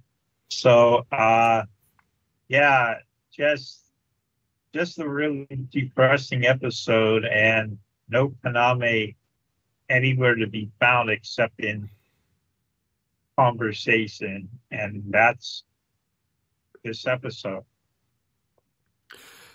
Yeah, it was. Yeah, it was just it really, yeah, this was a Sosuke episode, and it was actually unlike, I thought it was pretty decent, unlike that one, oh man, I'll always come back to it, that part where we spent 3 episodes with Sosuke just going on that mission with those other people who all died, and that was just so boring, such a waste of time. And here I'm like, oh no, this was interesting, although it also involved other characters we actually cared about, so maybe that was one of the important things. We did have Kurtz and Mao Mao, that was her name, I think. Oh, yeah. Okay. Mao. Yeah. So there was that.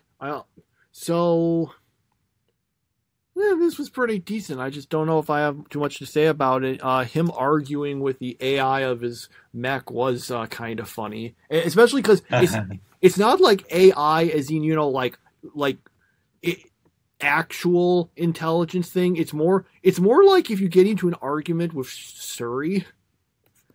Yeah. I'm sorry, I meant Siri. It's like you getting into an argument with Siri. Yeah. So that was kind of amusing. All right, I don't have. I guess that's it for that one. All right, we got Full Metal Panic. We got Dark Gathering. I'm getting everything mixed up today. I got Suri and Shiri mixed up. So, Dark Gathering, episode 17. So they decide to check out the house.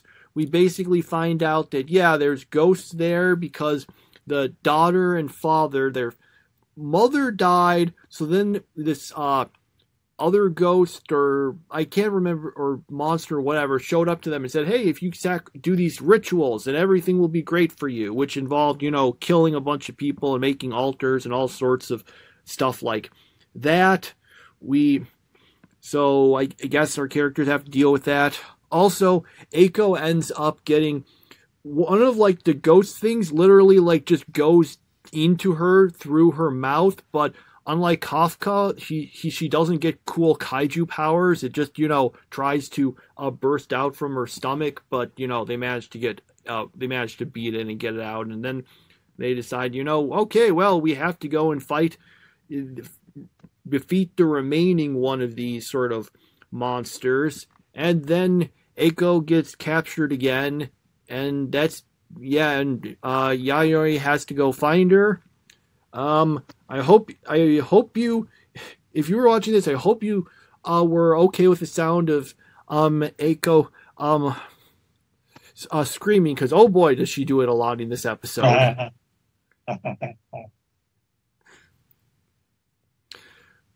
So let's. Yeah, go ahead. Oh no, you can go. You started first. Oh well, I watched this one like early as compared to everything else, so I don't remember it as well, but I do remember the fact that what's his name, Peter, like he kind of didn't really show up in this episode, at least not much at all. But yeah, I think the show works better whenever he's getting terrified of things. I think that running joke helps the series a lot. So I'm disappointed he didn't show up. But overall, wasn't a bad episode. Yeah, it felt a little weird in universe also that they didn't bring him along on something like this, or more accurately, that they didn't wait for him to recover before going. But maybe they thought that, well, I guess they are on somewhat of a time limit, so maybe that's why. Although I am a little annoyed that after it looked like, oh, hey, maybe Eiko's going to be doing more stuff. Oh, well, I know, I guess she's a distressed damsel again throughout this whole episode. I'm hoping that she does do something like really good or useful sometime in like during this arc, because right now I'm like, oh, come on, why is she here? What does she contribute to the group? Yeah. Except being Tatero's girlfriend, which I thought was weird. Well, I guess she contributed by being able to drive them to drive Yayoi, but yeah, that's her job, is the designated driver. Yep. Okay. Yeah, I will say that I do feel this episode, you've commented before about how you don't really find the show scary, and, well, neither do I. That's fine with me, because even if it's a horror series, I kind of see it more of like an adventure series that has horror in it. But I will say this episode did manage to feel creepy. Not really scary, but creepy, which worked out decent, I guess, if that was the goal. All right. Konosuba episode 28. So Kazuma gets killed again, but he gets brought back. How many times has he died more often than Subaru? I am wondering at this point. Basically, they managed to get out there. Darkness still wants to hunt the Hydra, but Kazuma, even though the others don't, Kazuma is able to convince everyone else in the town to help them out, though, and then they manage to defeat the Hydra, and that's all good and stuff. And then Darkness just kind of leaves the group, leaving a letter saying, by the way, I'm leaving. So yeah, I can't remember if she gave an actual explanation in the letter or not. I don't think we got one, really, but yeah, that was what happened, basically.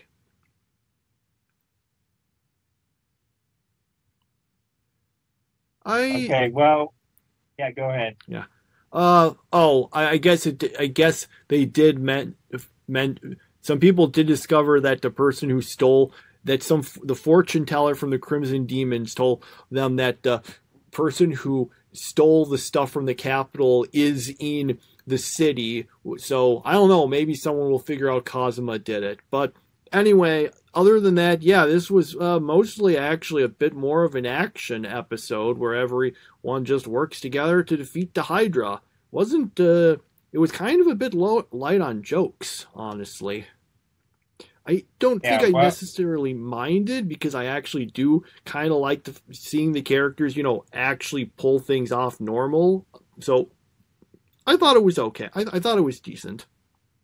I think I liked it. Well, yeah. Well, as I posted on my website, I did not like this episode.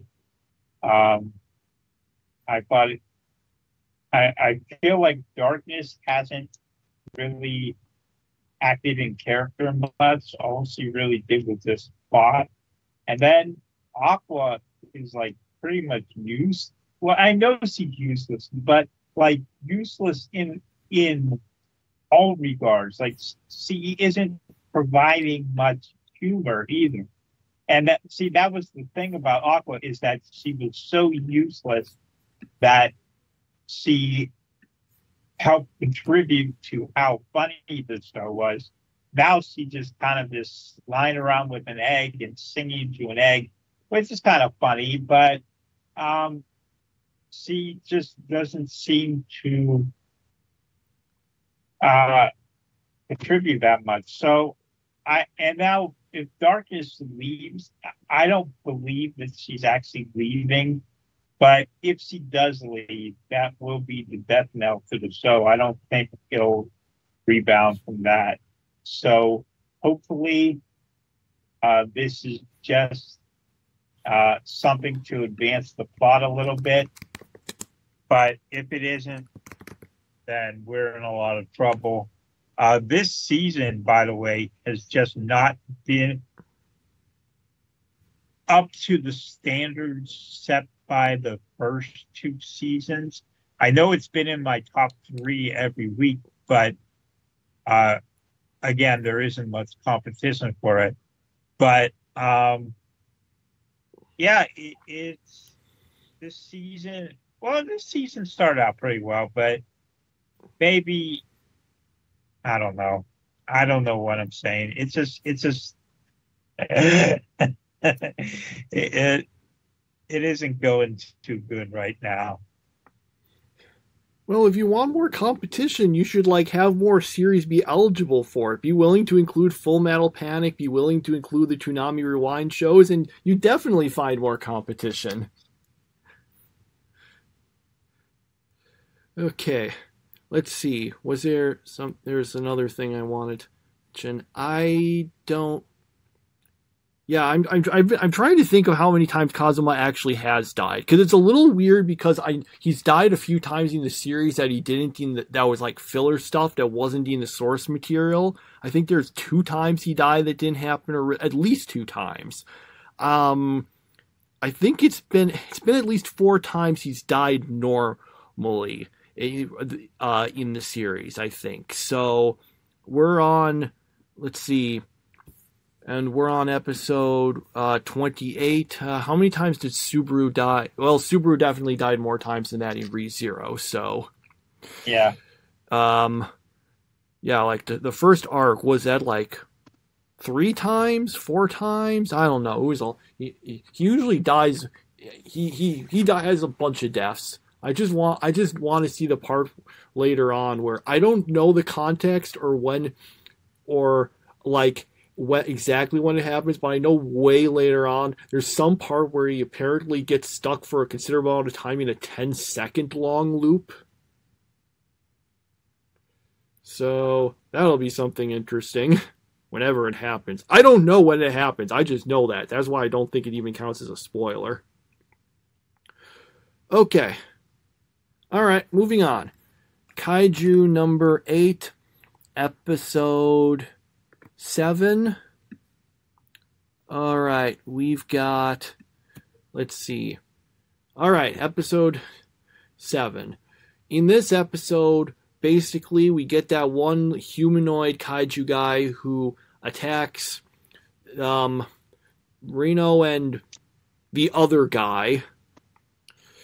Basically, they then, the bad kaiju is saying, haha, I have done something that makes it so that blocks communications, and they're unable to fight him. But then at the last minute, how many last second rescues have there been on this series so far? There's been a lot. But anyway, Kafka shows up and is able to defeat him.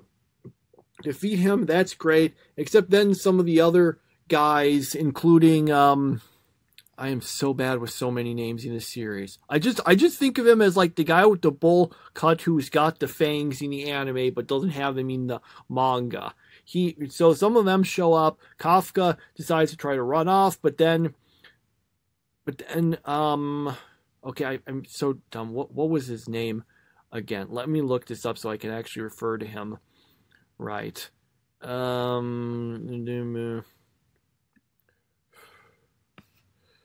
yeah, Soshiro. He catches Kafka and is like, I'm going to fight you, because he doesn't know it's actually Kafka. He just thinks it's a kaiju. And yep, that's our episode. Yeah, so this episode kind of reminded me of a lot of the Bleach episodes where someone would swoop in to save someone at the last second, and then you get this big what? And it happened again here. I felt like this is a very predictable episode, and like everything that was happening, I'm like, okay, yeah, I saw that coming a mile away. So, yeah, not really the best episode of this show. Wasn't terrible, but it wasn't great either. So, yeah, just kind of mediocre. One weird thing, this episode's name was Kaiju number 9. Did they ever actually refer to him as Kaiju number 9 in this episode? I can't remember. I don't remember hearing it. I do remember reading it somewhere, so I guess that was the name of the episode, and I didn't even realize it. I thought that was a spoiler of some sort. But if it's the name of the episode, well, it's not a spoiler. So. I don't think the name is that much a spoiler. There's so many series that for some reason I've noticed like keep a character's name hidden as if it's like going to be some big twist, and then it's revealed and it's just like, oh, I guess that's their name. It doesn't actually mean anything important. Like well, I forgot her name, which maybe explains it. Like the girl, the one from Hunter x Hunter, the one who played the game against like the king a bunch of times. What was her name again? Komugi. Okay, yeah, like it's all like not mentioned, and then eventually it's just said, and it's like, oh well, why did you keep that a secret? Okay. Anyway, so that's it for. Oh no, wait, no, there is something else, because we did pick up another series because SNAFU ended. We've got Spice and Wolf, Merchant Meets the Wise Wolf. That subtitle is kind of annoying because you have to say it to specify it's not the original series. But oh man, was Spice and Wolf just such a better title by itself? Yeah. Okay, so we meet the main character. I think his name is Lawrence. That sounds am I right. right about that? That sounds right. Yeah, and so he's going through town, and then he finds this girl in his park, and this girl happens to be like a deity of some sort, and her name is Hollow, and she's like a wolf, and they kind of have some interactions between each other that are kind of humorous, and and now she's gonna go with him to apparently help him. Now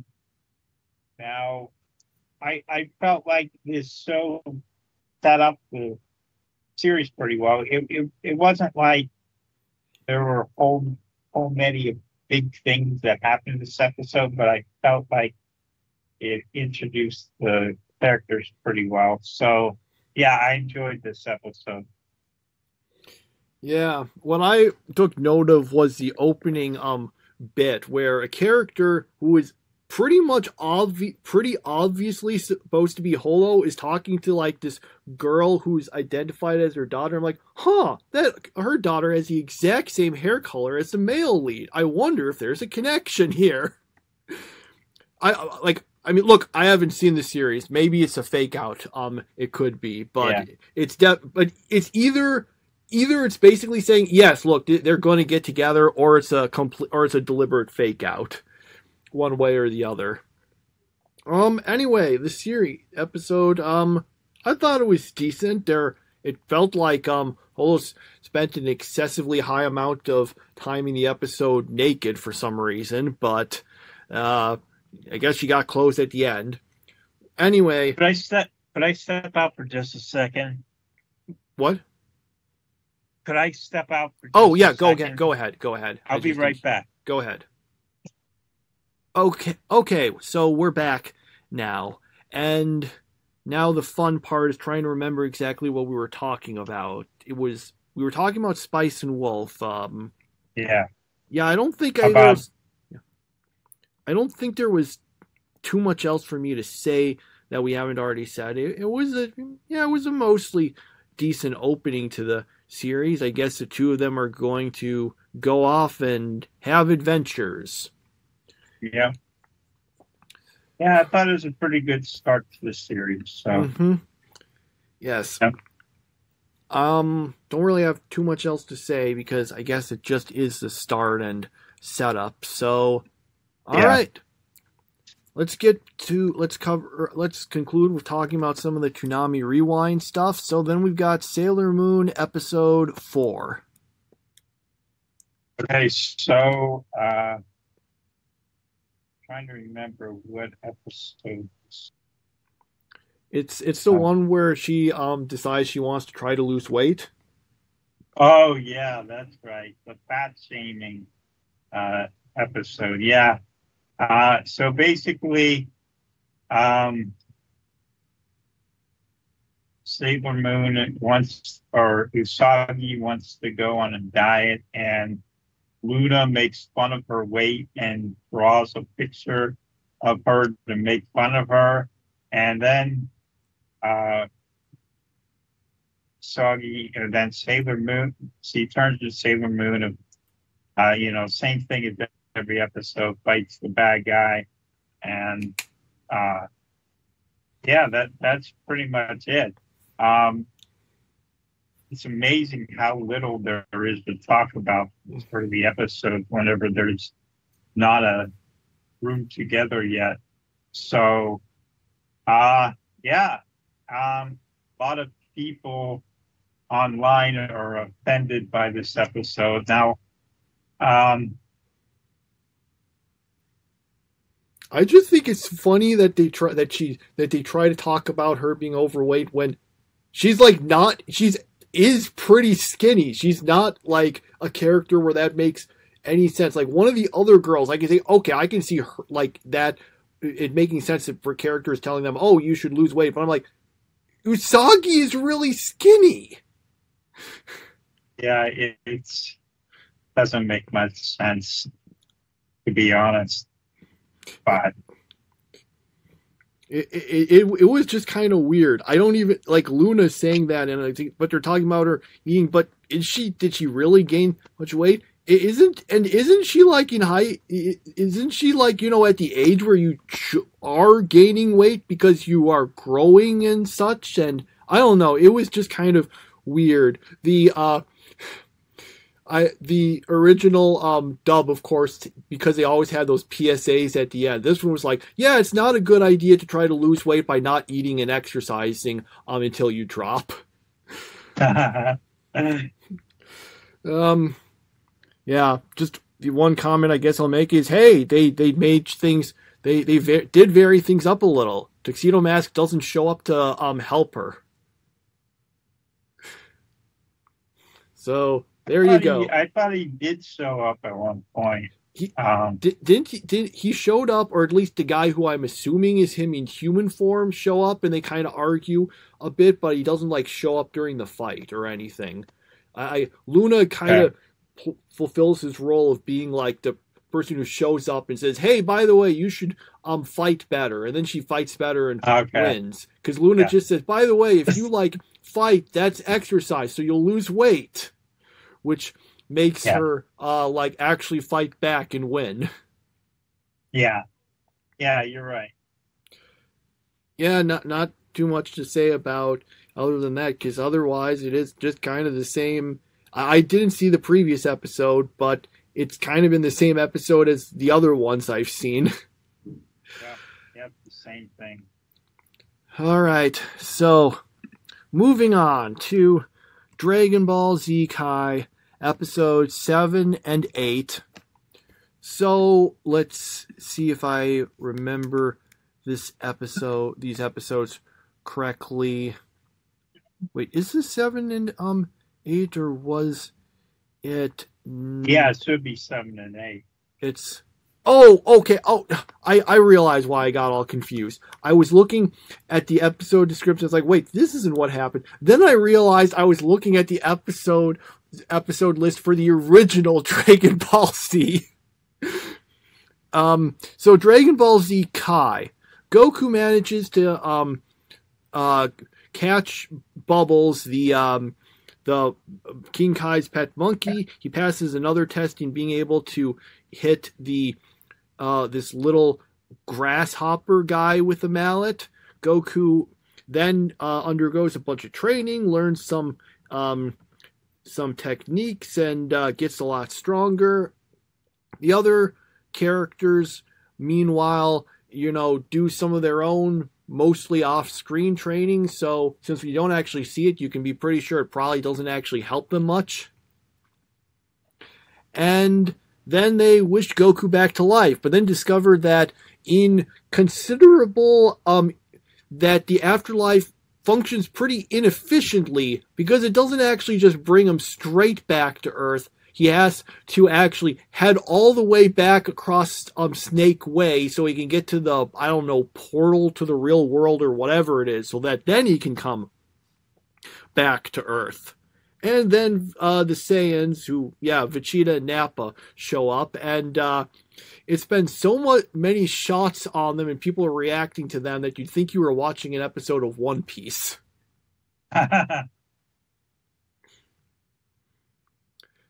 And yes, that's basically our episodes. I thought they were...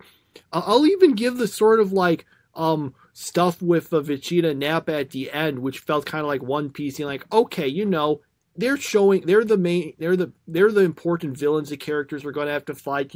It makes some sense to try to focus a bunch on them in this way. So yeah, I thought these were pretty decent. Yeah, I enjoyed them too. Yeah,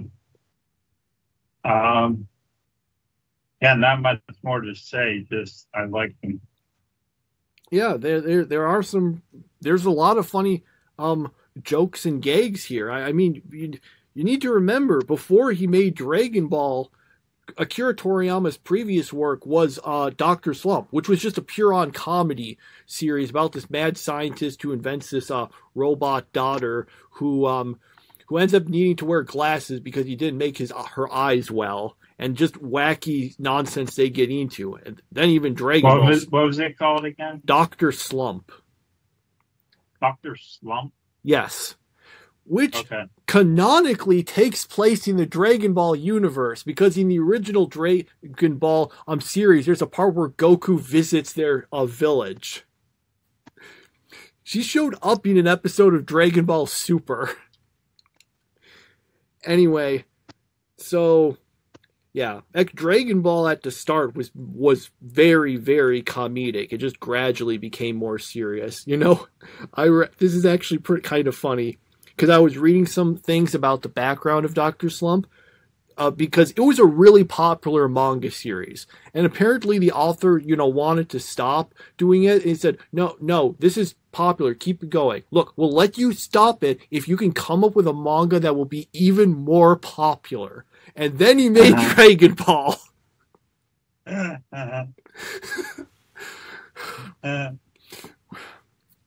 Anyway, yeah, that's basically it for these episodes. While for the most part it's good they cut out all the filler and padding, I actually kind of wish they had included some of the filler stuff they had with the other characters' training, like Tien, Chaozu, Yamcha. You see them training stuff here, but if you've just started with Dragon Ball Z, you would have no idea who these characters are or why they're important. We got some stuff with, Piccolo, Gohan, Goku, even some with Krillin, but the other guys are just I guess they're just there. And since you don't actually get much of them, the fact some of them die in the upcoming fight makes you're oh, I guess this character I barely knew died. So I think having at least some of that filler stuff that focused on them training at least worked to kind of make you know them a little better and be a little more attached to them. So that is one disadvantage of Dragon Ball Z Kai. At least if you start with Dragon Ball Z, because it means you don't have any emotional attachment to the characters because you didn't see all the previous adventures they were in. Yeah. Okay. Yeah, don't have too much else to say about that other than I guess you could say they explain that you can't they explain that the dragon can't, defeat the Saiyans for them because it's beyond his power. But you couldn't, since they're in basically pods that are heading to Earth, couldn't he, I don't know, just cause the machinery in those pods to go haywire or something so they crash into an asteroid? Yeah, I guess so. All right. Anyway, be pretty specific with what can't do. You know, like I can do this, I can't do that. But, yeah. Well, they can't wish them to be defeated because they said that it can't be that you can't grant a wish that would like beyond the power of the maker of the Dragon Ball or something. And I'm like, okay, so you can't defeat these guys, but you can bring people back to life and restore planets and do all this other stuff. Okay. Anyway, lastly, Naruto episode 4. So, Naruto, Sakura, and Sasuke are going to meet their sort of teacher, their squad leader, or whatever technically it was, which is Kakashi. So, you know, he meets with them. We get some actually pretty funny interactions. I like the part where he's like asking them that about, you know, their likes and dislikes and, you know, hobbies and stuff. And I just like the part where I can't remember exactly what he says, but he's just like saying my likes and dislikes. I don't feel like telling you that. Anyway, then he says that they're going to do some more training stuff. Does tell them not to eat breakfast because they'll probably throw up, but it turns out that was actually just something to weaken them. And then later on, Sakura's thinking, oh, and I started a diet the previous night, so I have even less food, which I guess fits in with the Sailor Moon thing somehow. So I guess that's saying, yeah, you should kind of eat stuff. And yeah, see, Naruto is saying that Usagi was wrong in the Sailor Moon episode. Anyway, basically Kakashi tells them that he's got 2 bells. Okay, how to explain? He's saying that this is actually an extra test to see who actually becomes a Genin and who gets sent back to the academy. So he's got 2 of these bells, and the rule is, hey, you guys just got to get the bells from me. There's only 2 of them, so we'll see if you can, which would mean that one of them would have to be sent back. So the characters try to do it. It doesn't work very well. Kakashi spends a bunch of this reading a book called Make Out Paradise, which, by the way, is much later on revealed to be something Jiraiya wrote. Yeah, that's right. I forgot about that. And that's basically the episode where the character's trying to get it from him and not working. It looks like Sasuke manages to beat Kakashi at the end, but that probably isn't what ends up happening in the next episode. It felt kind of like a weird place to end the episode, honestly. Yeah. And yep, that's the episode. This is basically our big introduction to Kakashi, who it does mention as failed every group that he's brought out before. So yeah, I thought this was a pretty darn solid episode, honestly. Yeah, this is probably my favorite thing of the week. I really enjoyed this episode. These early episodes of Naruto were pretty strong. Mm-hmm. So, yeah, very entertaining and very funny, too. Especially the whole Sakura going, what things I like. I like Sasuke. Things I don't like. I hate Naruto. That was perfect. And Naruto's answers have to do with ramen. So yeah, it was a great episode. Yeah, some good comedies, some good stakes and stuff, some good action. We got introduced to Kakashi, and he's pretty good. Yeah, like I said, this was a good episode. Naruto definitely had a pretty strong start. And yeah, that's it for that series, I guess. And that's it for all of the series, actually. So I guess we can just move into what we think our favorite series were for this. Do you want to start counting the Toonami Rewind stuff, or? I don't think it's going to work that way. It's just, but my picks for this week, third place, I have Dark Gathering. Second place, surprisingly, I have One Piece. And I'm putting Spice and Wolf in my top slot for this week. Okay. The awkward thing is that you don't want to rank Full Metal Panic because you've already seen it, but then that leaves me like thinking, should I be ranking it? Because it feels awkward if I'm doing it and you aren't. Let me just briefly think about this. For me, I think I would say, I know what my top three are. It's just a little tricky for me to figure out exactly what order to be putting them in while I think about it. Okay, I think I got it then. Let's put... Alright, we've got Dark Gathering in third, we've got Full Metal Panic to second rating second, and I'll give the win to Konosuba. Okay. That's what I think, and yeah, that's all of our talk about the stuff that we've actually watched, I guess.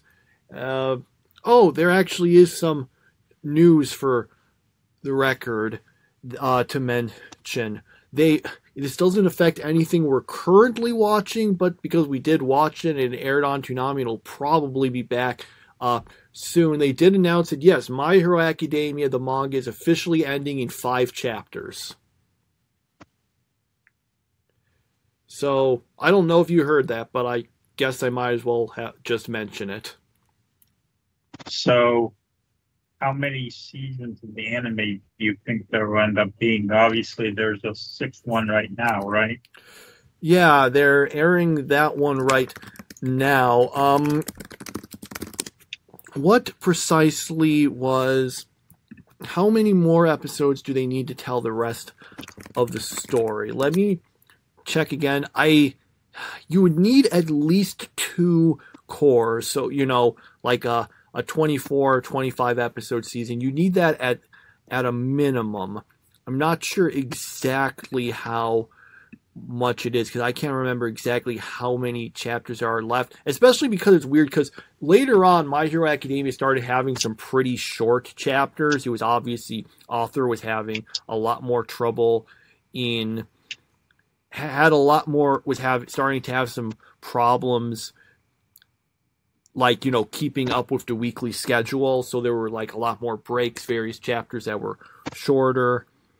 So let's see, what's the episodes?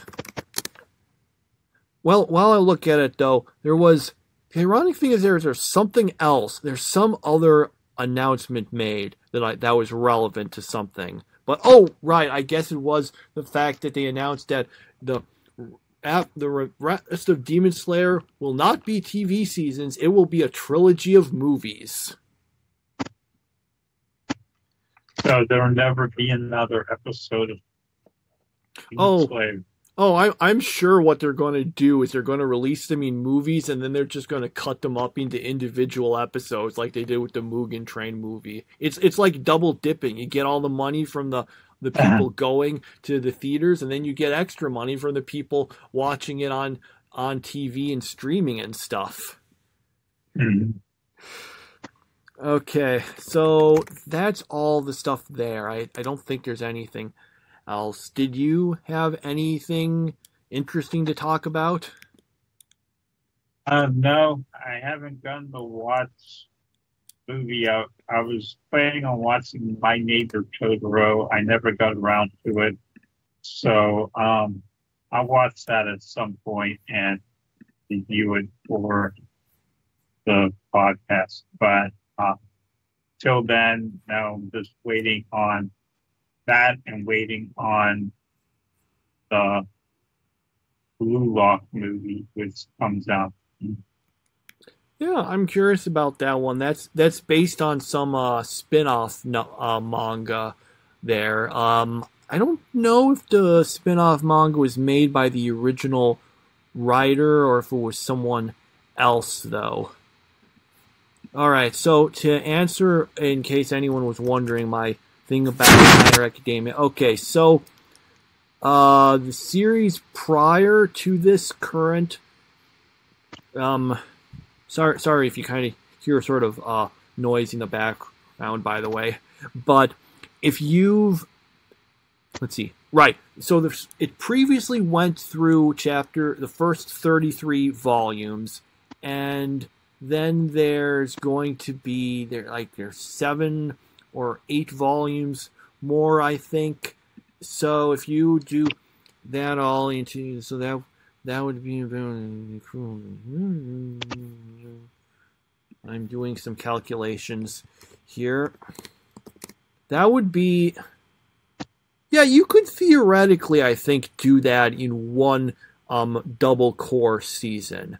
You could, so yeah, I think they might have said it was the final season coming up, but as Attack on Titan showed us, them saying it's a final season doesn't necessarily mean that much. You just have to split them up into multiple seasons, multiple parts. Yeah. Okay. And yes, I think that's everything. I've got nothing else to really say about our series. We went through that's it. We went through all of it, and with that, I guess we can just say that we'll see you next time, and we'll try to do better. Bye. Take one boy genius Identify yourself. A boy genius. and a super nosy older sister, Get off of my lap! plus a whole lot of weird science. And you've got Dexter's Laboratory, the complete series. All 78 episodes, including the special ego trip. I'll get to see how cool I am. Available now for the first time on DVD. Just don't tell Mom and Dad. 5 teenage superheroes. Titans, go! Secret identities? None. Your animal forms cannot protect you forever! Schoolwork? As if. No! Angst? Plenty. Titans, trouble! Whoa! Oh, man, we gotta get out of here! Teen Titans coming up next. Welcome to the big time Isn't that awesome? Super. on Toonami.